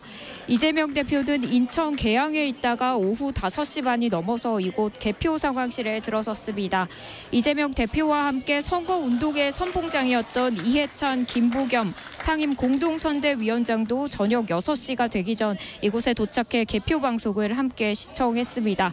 조금 전 6시 출구조사 결과가 발표되기 전 더불어민주당 이재명 대표를 비롯해서 당 지도부는 출구조사 결과를 초조하게 지켜봤는데요. 방송사의 출구조사 결과 더불어민주당의 의석이 크게 앞선 것으로 예측되자 이곳은 일제히 환호성이 터져 나왔습니다. 더불어민주당, 더불어민주연합이 178석에서 196석으로 민주연합 과반 이상 확보가 예상됐습니다. 지역구 후보자들의 경합에서도 민주당 후보들이 승리하는 것으로 나오자 박수가 쏟아졌습니다. 이 앞서는 후보들이 나올 때마다 화도와 박수 소리가 멈추지 않았는데요. 이 발표 전까지만 해도 높은 투표율에 고무돼 당의 선전을 기대하는 분위기가 있었는데요. 민주당이 과반을 가져갈 것이라는 출구조사 결과가 발표되면서 분위기가 상당히 고무된 모습입니다. 지금까지 더불어민주당 선거상황실에서 리포터 박수정입니다. 네, 더불어민주당에 나가 있는 박수정 리포터 얘기 들어봤고요. 자, 이번에는 국민의힘 연결합니다. 국민의힘 쪽에 나가 있는 김성애 리포터 나와주세요. 네, 국회 도서관에 마련된 국민의힘 제22대 국회의원 선거 개표 상황실입니다. 정면에 이제 종합 상황판에 대한민국의 미래는 국민의힘 각 지역별 후보 이름이 걸려 있고요. 10개의 모니터가 설치가 되어 있는데요. 국민의힘 한동훈 비상대책위원장은 6시가 다 돼서 현장에 도착했다가 끝까지 지켜보자는 말을 끝으로 자리를 떠났고요. 당직자들도 하나 둘씩 조금 허탈한 모습으로 자리를 뜨고 있는 모습입니다. 자, 지금까지 국민의힘 상황실에서 리포터 김성희였습니다. 자, 마지막으로요. 조국혁신당의 표정도 한번 살펴보겠습니다. 조국혁신당 쪽에 나가 있는 유지희 리포터 전해주실까요? 네, 국회의원회관에 마련된 조국혁신당 개표 상황실에 나와 있습니다. 조국 대표를 비롯한 당 지도부는 오후 5시 30분쯤 이곳을 찾아 출구조사 결과를 지켜보고 있는데요. 조 대표가 모습을 드러내자 뜨거운 박수와 환호성이 터져나오기도 했습니다. 조금 전 6시부터 출구조사 결과가 나오자 이곳에서는 연이은 박수와 함성이 터져나오며 이번 선거에서 예상 외 돌풍을 일으킨 만큼 분위기는 상당히 좋습니다. 조 대표는 인사말에서 이번 선거에서는 지역과 이념과 세대가 의미가 없었다며 다시 한번 정권 심판론에 대해 강조하기도 했는데요. 당초 목표했던 10석보다 더 많은 12석에서 14석 정도 예상되자 조국혁신당에 뜨거운 지지를 준 국민에게 감사한다는 말을 하기도 했습니다. 비례대표 의석수는 내일 오후에나 확정되는 만큼 조국 대표는 늦게까지 자리를 지키지 않고 자택으로 돌아가 차분히 개표 상황을 지켜볼 계획입니다. 지금까지 조국혁신당 선거 상황실에서 유지였습니다. 네, 자, 쭉 각 당사 또 당 상황실에 마련된 현장 목소리 쭉 들어봤습니다. 사뭇 분위기가 좀 다른 것 같긴 합니다. 한번 분석해 보겠습니다. 선거 초기에 이 정권 심판론 대 야권 심판론이 팽팽하게 대결하다가 선거 막바지는 여권에서 읍소 전략으로 방향을 좀 바꿨는데 이 출구조사 결과를 바탕으로 봤을 때요, 원영석 변호사님, 이 읍소 전략 그렇게 주효하지 않았나요? 어떻게 평가하시나요? 저는 그 야권 심판론이 그게 좀 문제가 사실은 있었고 그 야권 심판론이 문제라는 이야기를 뭐 저뿐만 아니라 그 여권, 야권 모두 합쳐가지고 많은 정치인들이 이야기를 사실 했었거든요. 왜냐하면 심판론은 원래 집권 여당을 심판하는 거잖아요. 국정 책임이 있으니까. 그런데 이제 그 한동훈 비대위원장이 야권 심판론을 꺼냈는데 그러면 어떤 현상이 일어나냐면 국민들이 들리기에는 심판론이라는 단어가 굉장히 부각이 돼요. 그러면 머릿속에 심판론이라는 단어가 이미 부각된 상태에서 그거를 어떤 국민들이 굳이 아무런 국정에 책임이 없는 야권 심판론으로 머릿속에 각인하기보다는 국정 책임이 있는 여권 심판으로 각인될 가능성이 훨씬 높거든요. 그래서 그 야권 심판론이 정권 심판론에 공명하는, 그게 주파수가 공명이 되는 현상이 일어나서 그 부분에 대해서 좀 가급적이면 하지 않기를 또 바랬고, 그거는 뭐 유승민 의원도 마찬가지인데 유승민 의원이 그런 말 하더라고요. 그러니까 코끼리를 생각하지 마라고 하는 순간 코끼리 생각한다고. 야권 심판론을 이야기하는 순간 야당이 이야기하는 정권 심판론을 연상시킬 수밖에 없다. 그래서 이제 그 부분을 하지 말라라고 이제 이야기를 했는데 일단은 그 부분도 적절하진 않았고, 그리고 이제 읍소 전략 같은 경우, 읍소 전략은 이미 거의 막판에 사실은 어느 정도 뭐 제가 알고 있기로는 예측치가 불리하게 돌아간 상황에서 진행된 걸로 알아요. 그러니까 이제 뭐 이제는 중도층하고 뭐 이런 그 중원을 빼앗아 오기보다는 네네. 지금 우리 지지하는 국민들 있는 표라도 잘 지키자. 네. 집토끼라도 어떻게든 잡아보자. 네. 그런 식으로 많이 이제 진행하신 것 같고 그래서 뭐 그 업소 전략은 고육책이었죠. 네. 고육책이고 그게 결국 이제 야권 심판론이라는 게 여당이 할 수 있는 캠페인이 아니다. 이런 게 이제 드러나는 것 같습니다. 네. 반대로 조기현 변호사님 정권 심판론에 대해서는 이 전략이 주효했다고 볼 수가 있을까요? 그렇죠. 이걸 예. 뭐 굳이 전략이라고 하지 않아도 될 정도로 네. 여론이 2년 동안 그 계속 변함없이 유지돼 왔습니다. 그러니까 대통령 지지율은 대략 한 30% 중반대 계속 머물러 있었고요. 네. 국정운영 지지율을 보면 뭐 못한다가 60% 가까이였는데 그 중에 절대 비토가 그 중에 50% 정도거든요. 50%. 그러니까 아주 못한다는 여론이 굉장히 높다고 하면 이 선거는 정권 심판으로 갈 수밖에 없었죠. 총선에 임박해서 총선 여론조사를 하면 정권 안정론이냐 정권 심판론이냐 이렇게 묻잖아요.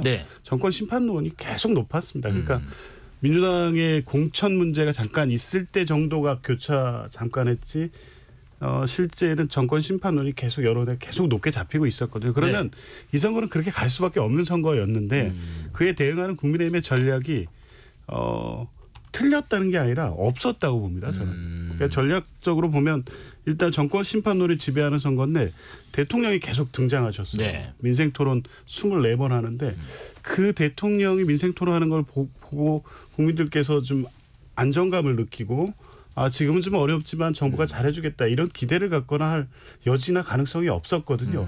그런데 아주 고집스럽게 계속 하셨던 점. 두 번째 그러면 여당이라도 통째 여권 전체에서 이 전략적으로 보면 이게 도움이 안 된다. 더 크게 지금 문제가 발생되고 있다라는 거를 틀림없이 당내 조사에서 이게 감지가 됐을 텐데도 불구하고 선거 끝까지 대통령실에 대해서 어떤 이런 부분에 대한 자제 요청이나 이런 게 없었던 것 같아요. 여러 가지 현재까지 출구조사 결과를 봤을 때 상당히 좀 밀릴 수밖에 없었던 전략을 국민의힘이 좀 취했던 거 아닌가 하는 말씀이신 것 같고 이동수 대표님은 사실 이 정권 심판론, 야권 심판론에 대한 선거 전략 분석도 있지만은 여러 가지 이슈가 상당히 많았어요. 여야 할 거 없이요. 그런 이슈 중에서도 상당히 이 선거 결과에 영향을 미칠 만한 이슈들이 국민의힘 또 여권에서 분리할 만한 이슈들이 상당히 더 많았나요? 저는 이슈 자체는 사실 뭐 야당에 불리한 이슈들도 많았다고 생각을 해요. 일단 아까 말씀드린 비명행사 공천도 그렇고 아니면은 최근에 이제 몇몇 후보자들의 막말 파문도 마지막까지 이제 있었는데 그럼에도 불구하고 이 모든 걸 덮은 게 저는 정권 심판 여론이었다고 생각을 하고요. 이게 처음에 그러니까 한 2월 정도까지만 해도 이 선거 구도가 한동훈 비대위원장이 공천도 잘하고 이래서 한동훈 대 이재명으로 이제 굳어지다가 이제 이종섭 전 호주 대사 출국 문제로 갑자기 또 이제 대통령이 부상했고 방금 전에 조 변호사님께서 말씀하신 것처럼 그 뒤에도 대통령이 계속 민생 토론회나 이런 걸 열면서 등장을 하셨잖아요. 전 이게 이제 선거 구도를 다시 이제 윤석열 대통령 대 이재명 대표로 이제 또 전환시키는 어떤 계기가 됐다고 생각을 하고요. 거기서 이제 대통령의 평소에 지지율이 높았다면 상관이 없는데 대통령의 어떤 비판적인 여론도 큰 상황에서 대통령이 자주 등장을 했던 게 좀 패배 요인이었던 것 같습니다. 자, 출구조사 내용 관해서 좀 세부적으로도 한번 좀 얘기를 좀 나눠볼게요. 일단은 다시 한번 출구조사 개요를 잠깐 말씀드리면 KBS 포함한 지상파 3사의 이번 출구조사는요. KBS, MBC, SBS가 한국리서치와 입소스 주식회사 코리아 리서치 인터내셔널에 의뢰해서 오늘 오전 6시부터 오후 6시까지 1,980개 투표소에서 투표를 마치고 나오는 유권자 35만 9,750명을 대상으로 5번째 투표자를 등간격으로 조사하는 매 5번째요. 등간격으로 조사하는 체계적인 추출 방식으로 진행됐고요. 어디부터 한번 볼까요? 우선은 서울에서도 동작을에 류삼영 후보가 출구조사 결과 52.3이고요. 나경원 후보가 47.7로 나왔고요. 서울 용산 한강벨트 강태용 후보 50.3, 권영세 후보 49.3입니다. 일단은 이 두 지역만 놓고 봤을 때 조기현 변호사님, 물론 개표 결과를 쭉 지켜봐야겠지만은 어떤 유의미한 부분을 좀 볼 수 있을까요? 동작을 같은 경우에 유삼영 후보가 신인인데다가 늦게 선거운동을 시작했습니다. 그렇죠. 반면 나경원 후보 같은 경우에는 그 지역에서 당선된 바도 있고 공천도 일찍 됐죠. 공천도 일찍 됐고요. 그리고 또 국민의힘 지지층 내에서는 보면 지금 대통령이나 한동훈 위원장의 목소리가 사실상 원보이스, 그러니까 보수 내 다양한 의견을 반영하지 못하는 게 아니냐에 대한 어떤 대안적 이미지도 갖고 있기 때문에 확실히 그 동작을에서는 쉽지가 않은 구도였죠. 시작할 때는. 그런데 전반적인 분위기가 이 선거가 정권 심판 선거이고 그 내용 중에는 검찰 정권의 무도함 이런 부분에 대한 어떤 이 국민적 심판 여론도 분명히 있었다고 하면 유삼영 후보가 경찰 출신이죠. 경찰 출신 점도 부각이 됐고요. 그러니까 전체적인 투표율이 아까 동작을에서 굉장히 높게 나왔던 거는 각 지지층이 특히 동작을 같은 경우에 나경원 후보 지지하시는 분들 또 민주당 지지하고 유삼영 후보 지지하는 분들이 거의 다 투표장에 나왔다 이렇게 보여집니다. 네네 나올 분들은 다 나온 것 같다. 그 원영수 변호사님 서울 용산은 권영세 후보가 49.3, 강태웅 후보가 50.3입니다. 용산이라는 이 지역 자체가 굉장히 상징적인 곳 아니겠습니까? 아무래도 이런 상징적인 곳에서 조금 이제 권영세 후보가 조금 넉넉하게 차이를 벌리고 이겼으면 하는 바람이 좀 있었습니다. 원래 용산이 그 보수당한테 유리한 지역입니다. 역대 유리한 지역이기 때문에 이 부분과 관련해 가지고 아무래도 좀 더 많이 이렇게 나와주는 게 좀 유리하게 나와주는 게 전체적인 어떤 뭐 판의 분위기를 좌우할 수도 있는 거거든요. 또 용산에 대통령실이 있지 않습니까? 관저도 있고 그리고 권영세 후보 같은 경우에는 이제 어느 정도 뭐 당에서도 뭐 중심적인 역할을 했지만 정부에서도 통일부 장관을 하고 중심적인 역할을 하셨어요. 그러니까 정권에서 여당 차원에서의 위상이 결코 적지 않은 분입니다. 그런데 이런 분이 뭐 아주 붙었긴 했지만 조금 이제 뒤지게 나온다는 것 자체가 그게 이제 다른 지역구의 상황을 또 어느 정도 대변하는 것처럼 보여가지고 좀 그 우려가 있는데 그런데 1% 차이 정도는 언제든지 뒤집어질 수 있습니다. 오차 범위의 안에 단순히 안에 있다는 게 아니라 뭐 과거에도 뭐 1% 차이는 뭐 사실상 그 차이가 없다라고 보는 거나 다름없거든요. 그러다 보니까 마지막까지 희망을 잃지 않고 용산 같은 경우에는 뭐 당선될 수 있는 지역이다라는 생각으로 한번 기대를 해야 될 부분도 분명히 있다고 생각합니다. 경합이고요. 어디까지나 출구사 결과이기 때문에 개표 결과를 좀 지켜봐야 하는 부분도 있고요. 이동수 대표님, 사실 서울 중성동 을 같은 경우는 굉장히 그 선거 초반부터 관심 지역으로 많이 갔었고 특히나 국민의힘의 이해훈 후보 같은 경우는 이영전 장관 그리고 하태경 의원을 제치고 이제 후보가 돼서 박성준 후보가 붙었는데 개표 출구조사 결과는 박성준 후보가 52.8, 이해훈 후보가 47.2입니다. 이 수치는 어떻게 봐야 될까요? 저는 오히려 이거는 이해훈 후보가 선방했다고 보는 게요. 왜냐하면 박성준 후보 같은 경우는 그래도 그 지역을 계속 관리를 해오신 분이고 이해훈 후보 같은 경우에는 사실 원래는 서초갑에서 이제 3번을 하셨다가 지난 총선에서 동대문 출마하셨다 떨어지고 또 지방선거 때는 또 충북도지사 도전하셨다 안 됐거든요. 지역구를 계속 바꾸신 분인데도 불구하고 지금 47.2% 출구조사를 기록한 거는 오히려 이거는 이해훈 후보가 개인기나 아니면 그동안의 인지도 덕을 좀 본 측면이 있는 것 같아요. 근데 지금 저희가 거론하고 있는 뭐 중성동을 아니면 동작이라든지 용산이라든지 우리가 소위 한강벨트라고 하는 지역이잖아요. 근데 이 지역이 이제 원래 좀 많은 한강벨트에서 그래도 상당 지역들 중에 민주당이 유리한 지역들이 많았는데 그래도 이제 경합으로 분류가 됐던 거는 지난 정부에서 이제 집값이 많이 상승을 하면서 종부세 부담이 많이 커진 지역들. 우리가 이제 종부세 벨트라고도 표현할 수 있을 것 같은데 이러니까 이제 국민의힘도 해볼 만하다 했고 실제로 이제 지난 대선 같은 경우는 한강벨트에서 대부분 국민의힘이 또 윤석열 대통령이 당시에 이겼던 지역이잖아요. 근데 저는 이 지역이 이만큼 이제 유동성이 큰 지역이기 때문에 그 민심을 빠르게 읽는 게 중요했는데 근데 국민의힘이 그 민심을 읽는데 좀 실패한 것 같고요. 상징적인 장면이 그 선거 얼마 전에 윤재옥 원내대표가 각 지역마다 이제 현수막을 긴급적으로 보내가지고 종북 세력에게 뭐 국가를 내줄 것이냐 약간 이런 내용의 이제 현수막을 걸라고 했다가 걸진 않았죠. 네, 걸진 않았습니다. 이제 수도권 지역 후보들도 반발하고 그래서 긴급 철회를 한 적이 있었는데요.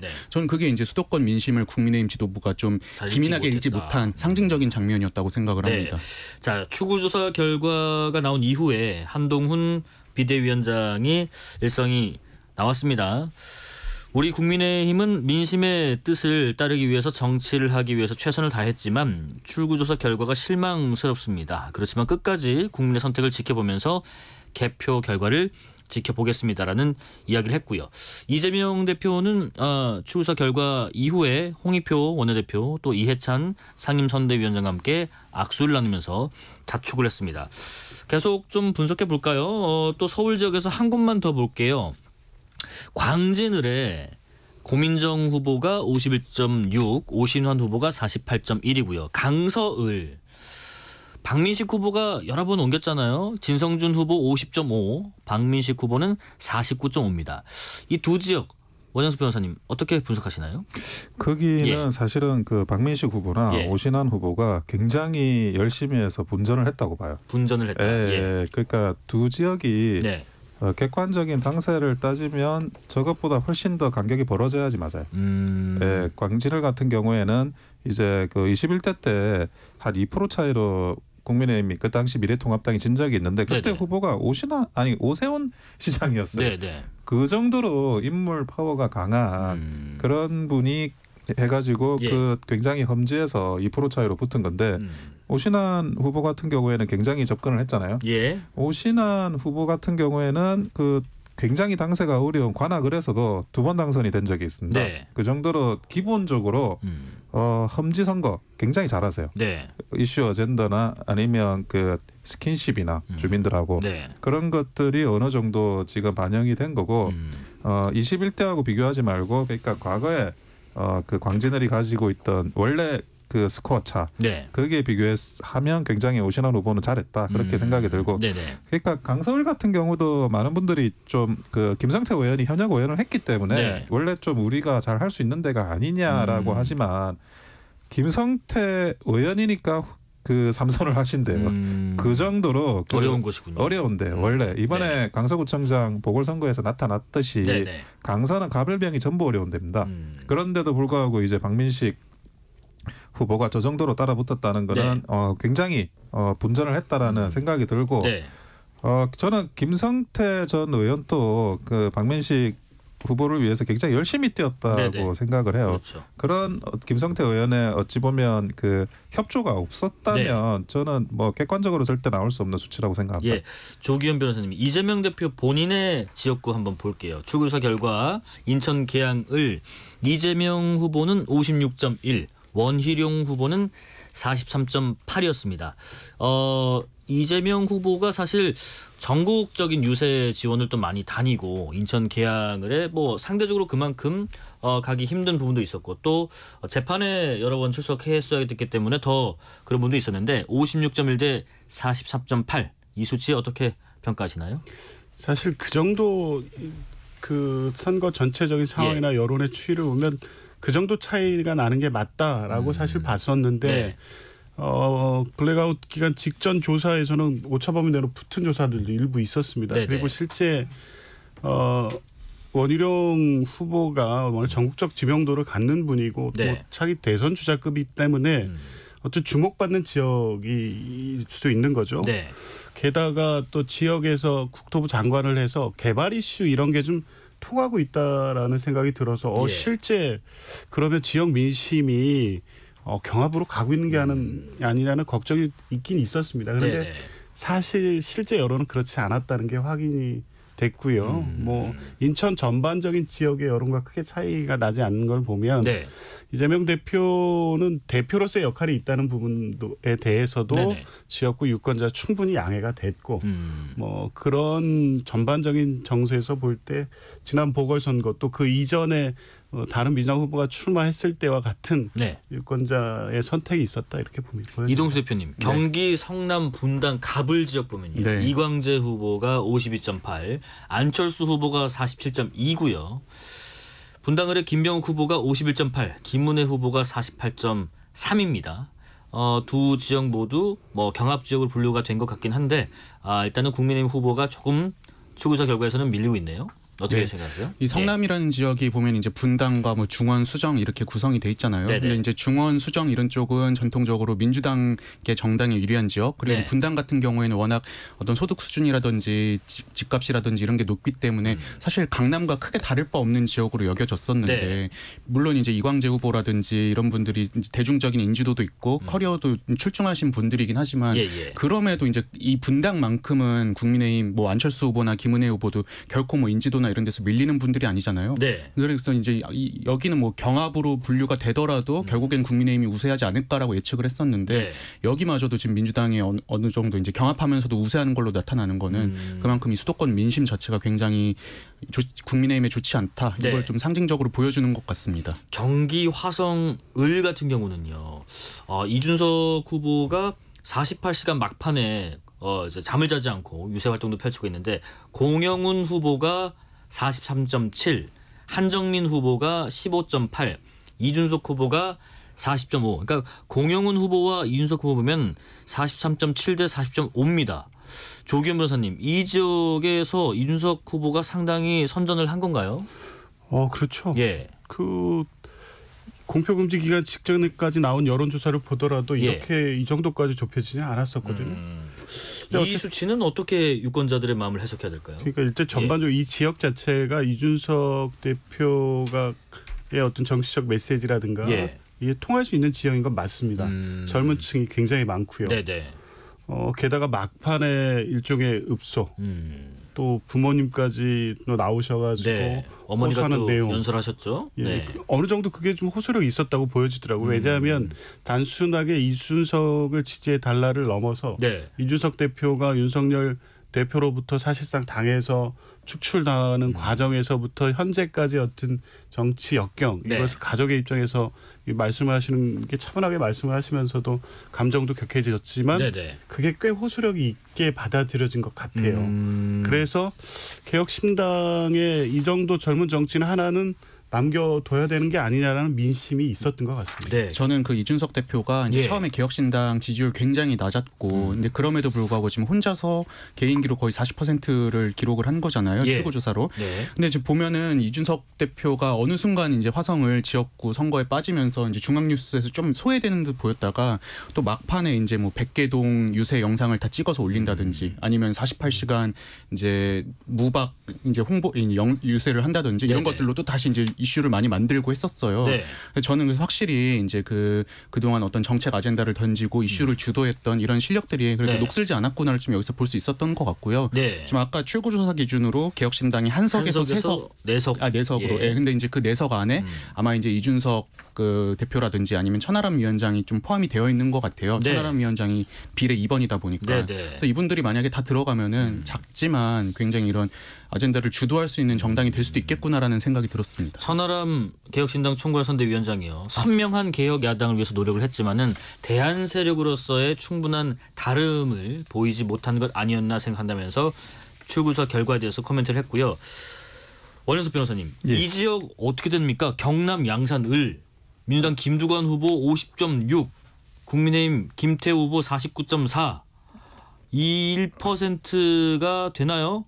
50.6 대 49.4. 여기 어떻게 됩니까? 아니 나는 저기 김태호 의원 같은 경우에는 그 PK에서 적어도 선거를 제일 잘하는 사람으로 알려져 있어요. 지역구로 옮겨갔잖아요. 지금 웬만한 중진 의원도 돌려막기 해가지고 생활할 가능성이 굉장히 굉장히 힘들거든요. 그러니까 그거는 21대 때도 이미 보여준 거고 그런데 김태호 의원 같은 경우에는 그 당시에 21대 때도 무소속으로 당선이 됐어요. 무소속 당선됐었죠. 근데 양산 같은 경우에는 본인의 뭐 냉정하게 이야기하면 연고지도 아니에요. 그러니까 PK나 이런 정도 지역에서는 연고성도 굉장히 중요한데 그게 아닌 상태에서 저 정도 선거를 치러낸다는 것 자체가 과연 그 선거에 있어서는 어느 정도 그 PK에서 가장 선거 잘한다 이런 이제 정평이 나 있는 분답게 굉장히 그 분전하셨다. 저는 1% 차이면 막판까지 봐야 된다고 봐요. 지금은 1.2% 포인트. 1.2% 차이면 막판까지 봐야 되고 상황에 따라서는 얼마든지 역전이 가능하기 때문에 마지막까지 보면서 또 김두관 의원이 민주당에서는 거물이잖아요. 그 국민의힘의 거물인 김태호 의원이 민주당의 거물인 김두관 의원을 잡는다라고 하면 네.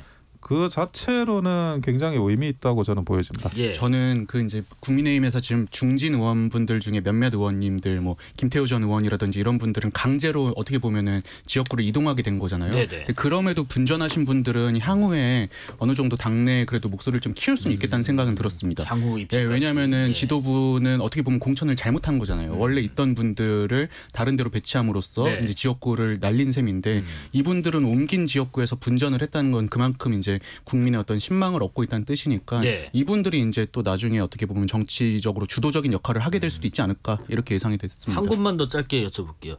조기현 변호사님, 지금 부산 북갑은요. 전재수 후보가 54.2, 서병수 후보가 44.7로 이렇게 출구서 결과가 나왔는데 전재수 후보가 저희와 예전에 인터뷰했을 때도 이 지역구 획정에서 약간 불리한 면이 있지만은 해볼 수 있겠다라는 예상은 스스로 하셨습니다. 이 수치는 어떤 의미를 가질까요? 서병수 후보는 옮겨서 왔죠. 예.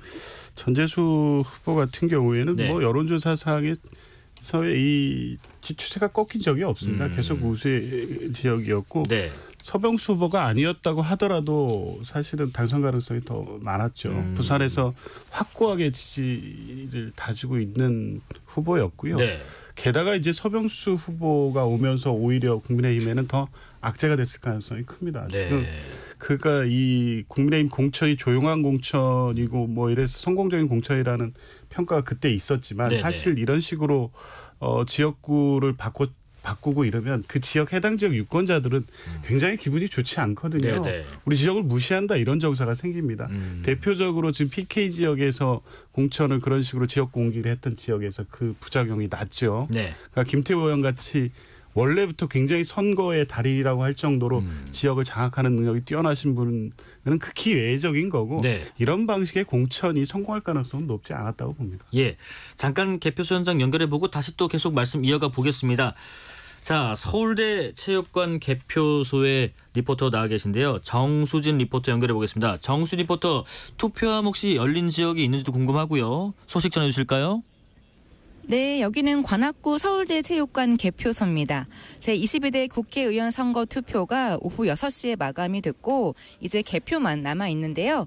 제가 나와 있는 이 관악구 개표소는 오후부터 개표 사무원들과 참관인들이 속속 모여들었고 이 개표에 대한 교육도 잘 진행이 됐습니다. 오후 6시 정각이 되자 관악구 선거관리위원회 직원들 그리고 개표 사무원들이 선서문 낭독을 하고 이 개표 절차와 유의사항도 알려주면서 개표 준비를 철저하게 하고자 하는 각오가 느껴졌습니다. 특히 다른 선거 때보다 훨씬 더 많은 인력들이 투입이 됐고요. 왠지 모를 긴장감이 더 감돌고 있는데 바로 수검표 절차가 도입됐기 때문입니다. 이 지역구 선거 투표지는 투표지 분류기에 넣어서 후보자별로 분류를 하고 분류된 투표지를 심사집계부에서 개표 사무원이 이 손으로 한 장 한 장 확인을 한 다음 개수기로 집계를 하게 됩니다. 이 부정선거 의혹을 차단하겠다는 그런 취지고요. 그리고 비례대표 선거 투표지는 역대 최장 길이인 51.7cm로 이 분류기에 들어가지 않을 정도로 길기 때문에 모두 수작업으로 분류하는 수개표가 이루어집니다. 그렇기 때문에 이번 개표 시간은 4년 전 총선과 비교해서 한두 시간 정도 늦어질 전망인데요. 그런 만큼 오늘 640여 명의 개표 사무원들과 100명이 넘는 참관인들도 지치지 않고 집중을 해야겠다 하는 모습이었습니다. 한편 투표가 끝나고 지금 투표함이 이곳으로 옮겨지고 있는 중인데 관악구 투표함은 총 165개고요. 약 5분 전에 이 관내 우편 투표함이 먼저 도착하면서 개표 개시 선언을 했고 방금 전에 관내 사전 투표함이 도착을 했습니다. 이 개표 진행 상황은 잠시 후에 더 전해드릴 거고요. 지금까지 서울 관악구 서울대 체육관 개표소에서 정수진이었습니다. 네, 서울대 체육관에 마련된 개표소에는 조금 전에 사전 투표함도 도착했다는 소식까지 들어봤습니다. 정수진 리포터 고생하셨고요. 자, 출구사 결과를 저희가 쭉 한번 살펴봤고 또 뭐 주요 지역도 한번 분석을 좀 해봤는데 만약에 지금의 이런 출구조사 결과대로 또 판세대로 투표가 마무리된다라고 가정을 했을 때 22대 국회 어떤 그림이 그려질까 하는 생각이 듭니다. 조기현 변호사님. 글쎄요. 어쨌든 21대 국회가 야당의 절대 다수 의석을 갖고 있었던 건 맞는데 사실 뭐 180석도 막아달라고 국민의힘이 호소를 했었잖아요. 그게 뭐냐면 패스트트랙하고 필리버스터 저지 의석해서 실질적으로 국회를 일방적으로 운영해 갈 것이다라는 우려와 이런 위기론을 설파했는데 그게 전혀 안 통했던 거죠.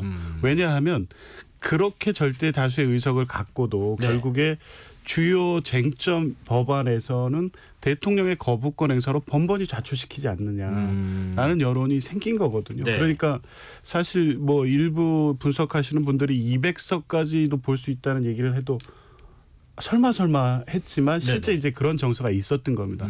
야권의 180으로도 부족하다고 이럴 정도로 이 정권이 너무 막무가내로 오만하게 전국을 운영하고 있는 게 아니냐라는 국민들의 여론이 있었던 거죠. 물론 이 투표하는 유권자들이 내가 한 투표가 이 결과까지 나올 줄까지는 예상하지는 못하겠죠. 그런데 이런 정서들을 다 모아놓고 보니까 결과가 이렇게 나오는 거거든요.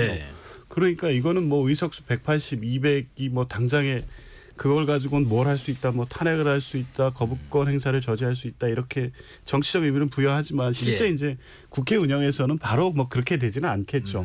상대적으로 과연 이 선거 결과를 대통령께서 어떻게 받아들일 것이냐. 국민의힘이 그러면 대통령의 관계 설정에서 국정 운영을 전환할 수 있는 계기로 삼고 야당과 협조하면서 국민들이 좀 안심할 수 있는 국정 운영을 할 것이냐. 이거에 따라서 22대 국회의 모습은 달라질 거라고 봅니다. 지금 뭐 200석 이상이 만약에 결과가 그렇게 된다고 나온다고 해서 극심한 국정이 혼란이 될 것이냐. 그렇지는 않을 것으로 보고요. 그런 거 여부를 결정하는 것도 역시 대통령의 손에 달려 있다. 원은석 변호사님, 그 22대 국회 관전 포인트를 좀 짚어보고 싶은데 일단 그런 생각이 듭니다. 국민의힘과 국민의 미래 같은 경우는 지금 87에서 105석 정도 추구해서 결과가 나온 상태에서 그러면 향후에 국회에서 어떻게 운영의 묘를 좀 찾고 더 나아가서는 정권 심판론의 성격이 짙다라는 범야권의 이번 선거에 대한 평가가 있는데 그러면 그 다음까지 내다봐야 할 것인가 하는 생각도 드네요. 지금은 뭐 참 대책을 세우기가 힘든데요. 그게 이제 100석을 넘기느냐 마느냐에 따라서 확연히 달라집니다. 100석이 깨져버리면 거부권 행사가 안 되니까 어떤 법률이든 그 막을 수가 없어요. 막을 수 없으면 결국 뭐 방법은 뭐 헌법재판소 가야 되고 뭐 그런 거밖에 없는데 헌법재판소가 그렇게 이제 그 결론을 빨리 내주지도 않고 그리고 적극적으로 뭐 그런 헌법의 위헌 사항에 대해서 적극적으로 판단해 줄지도 미지수고 과거에 이제 사례를 보면 그러면 결국에는 그게 그 대통령께서 하는 국정 운영이라는 게 마비될 수밖에 없는 상황이에요. 그러면 이제 나머지 어떻게든 군소정당 이런 분들하고 힘 모아가지고 100석을 넘겨놓고 그렇게 해서 그 다음에 이제 상황을 도모할 수밖에 없는 상황이 될 것 같아요. 그런데 지금 이제 지지자들이 느끼는 당혹감은 이 출구조사에 굉장히 크실 거라고 생각을 해요. 근데 제가 분명히 말씀드리지만 100석 이하가 될 수도 있다라는 우려는 2, 3주 전부터 나오고 있었습니다. 지금 여연에서 그 자료나 이런 거를 후보들한테 제공하지 않았다라는 게 여의도 연구원 말씀이시죠? 여의도 연구원 그런 것들이 결국 이제 힘든 상황을 반영하는 거였고 그래서 이제 뭐 저도 뭐 어떤 식으로든지 개선했으면 좋겠다는 생각으로 뭐 어떨 때는 쓴소리도 했는데 결국 이제 결론을 이렇게 놓았는데 이 부분과 관련해 가지고 뭐 이게 그 부정선거 이슈라든지 이런 식으로는 전개가 안 되기를 바랍니다. 그러면 겸허한 국민의 판단을 민심을 승복하고 그리고 나서 이제는 뭘 해야 될지를 해야 제대로 된 어떤 극복 방안 대책이 나올 거라고 저는 보고 있습니다. 이동수 대표님께는 이걸 좀 여쭙고 싶어요. 지금 출구조사 결과를 보면요, 뭐 거대 양당도 있지만은 녹색정의당은 0석, 새로운 미래는 0석에서 2석, 개혁신당은 1석에서 4석, 뭐 조국혁신당은 12에서 14석 정도 나오지만은 앞으로의 제3지대의 어떤 입지, 더 나아가서는 지금 녹색정의당은 향후에 어떤 정치 행보를 할 수 있을 것인가 하는 생각도 듭니다. 저는 제3지대를 요구하는 어떤 국민들의 염원은 계속될 거라고는 생각을 합니다. 예. 다만 이제 이번에 제3지대 정당들이 힘을 내지 못한 거는 네. 선거가 워낙 이제 정권 심판 대 586 뭐 운동권 심판 이렇게 좀 첨예하게 갈등 구조로 굳어지다 보니까는 네. 제3지대 정당에게 유권자들이 표를 줄 어떤 정서적인 여유가 없었던 것 같아요. 근데 이제 이번에도 이제 얘기가 계속 나왔던 게 뭐 2030의 무당층이 많다 뭐 이런 것들이 계속 이제 선거 과정에서도 보도가 됐는데 네. 이제 이 대치 국면에서 이제 어떤 그 포용되지 못했던 포섭되지 못했던 유권자층은 계속 있을 거라고 보고 네. 이들이 이제 좀 제3지대를 계속 염원할 거라고는 생각을 합니다. 그리고 이제 녹색 정의당 같은 경우는 이렇게 된 게 과거에 이제 계속 비판이 있었던 게 뭐 민주당 이중되어서 망했다 이런 표현이 나왔잖아요. 근데 저는 오히려 반대로 그동안은 이제 예. 민주당과 이제 연대하고 교류를 하면서 이제 지역구는 사람들이 민주당 찍어주더라도 비례는 정의당 찍어주고 이런 전략으로 이제 유지를 해왔었는데 네네. 몇 번의 어떤 사건들이 있었죠. 뭐 대표적으로 지난 대선 때 이제 단일화를 하지 못했는데 간발의 차로 민주당이 지고 뭐 이런 것들이 계속되다 보니까는 민주당 지지층들이 아예 정의당에 돌아섰던 게 좀 제일 컸던 것 같아요. 네. 그래서 이제 좀 워낙 그 어떤 갈등의 고리라고 해야 되나요? 이게 좀 깊어져가지고 예. 이게 좀 회복하기가 쉽지 않겠구나 이런 예. 생각도 듭니다. 자, 뭐 마무리로 이제 세 분께 이렇게 한 30초 정도씩 여쭤볼게요. 뭐 새로운 국회에 바라는 당부하고 싶은 점도 좋고요. 오늘 밤 개표 결과 이런 부분을 좀 끝까지 지켜봐야 된다 하는 관전 포인트 좋고요. 원현석 변호사님 먼저 좀 들어보겠습니다. 그래도 경합치가 꽤 있습니다. 예, 경합치가 꽤 있기 때문에 저희 끝까지 포기하지 않고 이 부분에 대해서 어떻게 그 추이가 이루어지는지를 지켜볼 필요는 있다고 네, 생각을 특히 하고. 어느 지역이요? 특히 이제 뭐 그 서울에서 네. 뭐 예를 들어 뭐 그 강서 아까 을이라든지 네. 아니면 광진을이라든지 저는 나경원 의원 동작을 지역도 네. 끝까지 저는 봐야 될 필요는 있다고 생각을 해요. 알겠습니다. 네. 조기현 변호사님. 예, 뭐 서울 선거 중에 지금 경합으로 나온 지역 끝까지 봐야 될 것 같고요. 어쨌든 결과적으로 범야권이 200석이 된다고 하더라도 네네. 뭐 국민들께서 우려하시는 국정의 큰 혼란이라다 이렇게 이어지지는 않을 것이라고 봅니다. 네네. 이동수 대표님. 네, 그 뭐 민주당에서도 계속 정권 심판해야 된다 이런 주장을 해왔는데 네. 이제 정권 심판은 오늘 선거 결과로 어느 정도 좀 나타나는 것 같아요. 그래서 이제 민주당이든 아니면 여당인 국민의힘이든 간에 이제는 좀 먹고 사는 문제로 싸워줬으면 좋겠습니다. 네. 자, 제22대 국회의원 선거 개표 현재 전국에 254곳의 개표소에서 초반 상황이 진행되고 있습니다. 당선자 윤곽은 이르면 내일 새벽 2시쯤 확인될 것으로 예상은 되고요. KBS 1라디오는 청취자 여러분께 22대 총선 개표 상황을 생생하게 전해드리기 위해서 특집 개표 방송을 보내드리고 있습니다. 자, 지금까지 KBS 1라디오 제22대 국회의원 선거 개표 방송 내 삶을 바꾸는 선택 2024 총선 1부 함께 하셨고요. 이어서 KBS 원석현 아나운서의 진행으로 KBS 1라디오 개표방송 2부 진행될 예정입니다. 계속해서 많은 청취 부탁드리고요. 오늘 함께 좋은 말씀 나누신 세 분과 인사 나눠보겠습니다. 국민의힘 원영섭 전 미디어 법률단장, 더불어민주당 조기현 법률위 부위원장, 청년정치크루 이동수 대표였습니다. 수고 많으셨습니다. 감사합니다. 네, 감사합니다. 자, 지금까지 KBS 1라디오 제22대 국회의원 선거 개표방송 내 삶을 바꾸는 선택 2024 총선 1부 저는 KBS 김용준 기자였습니다. 고맙습니다.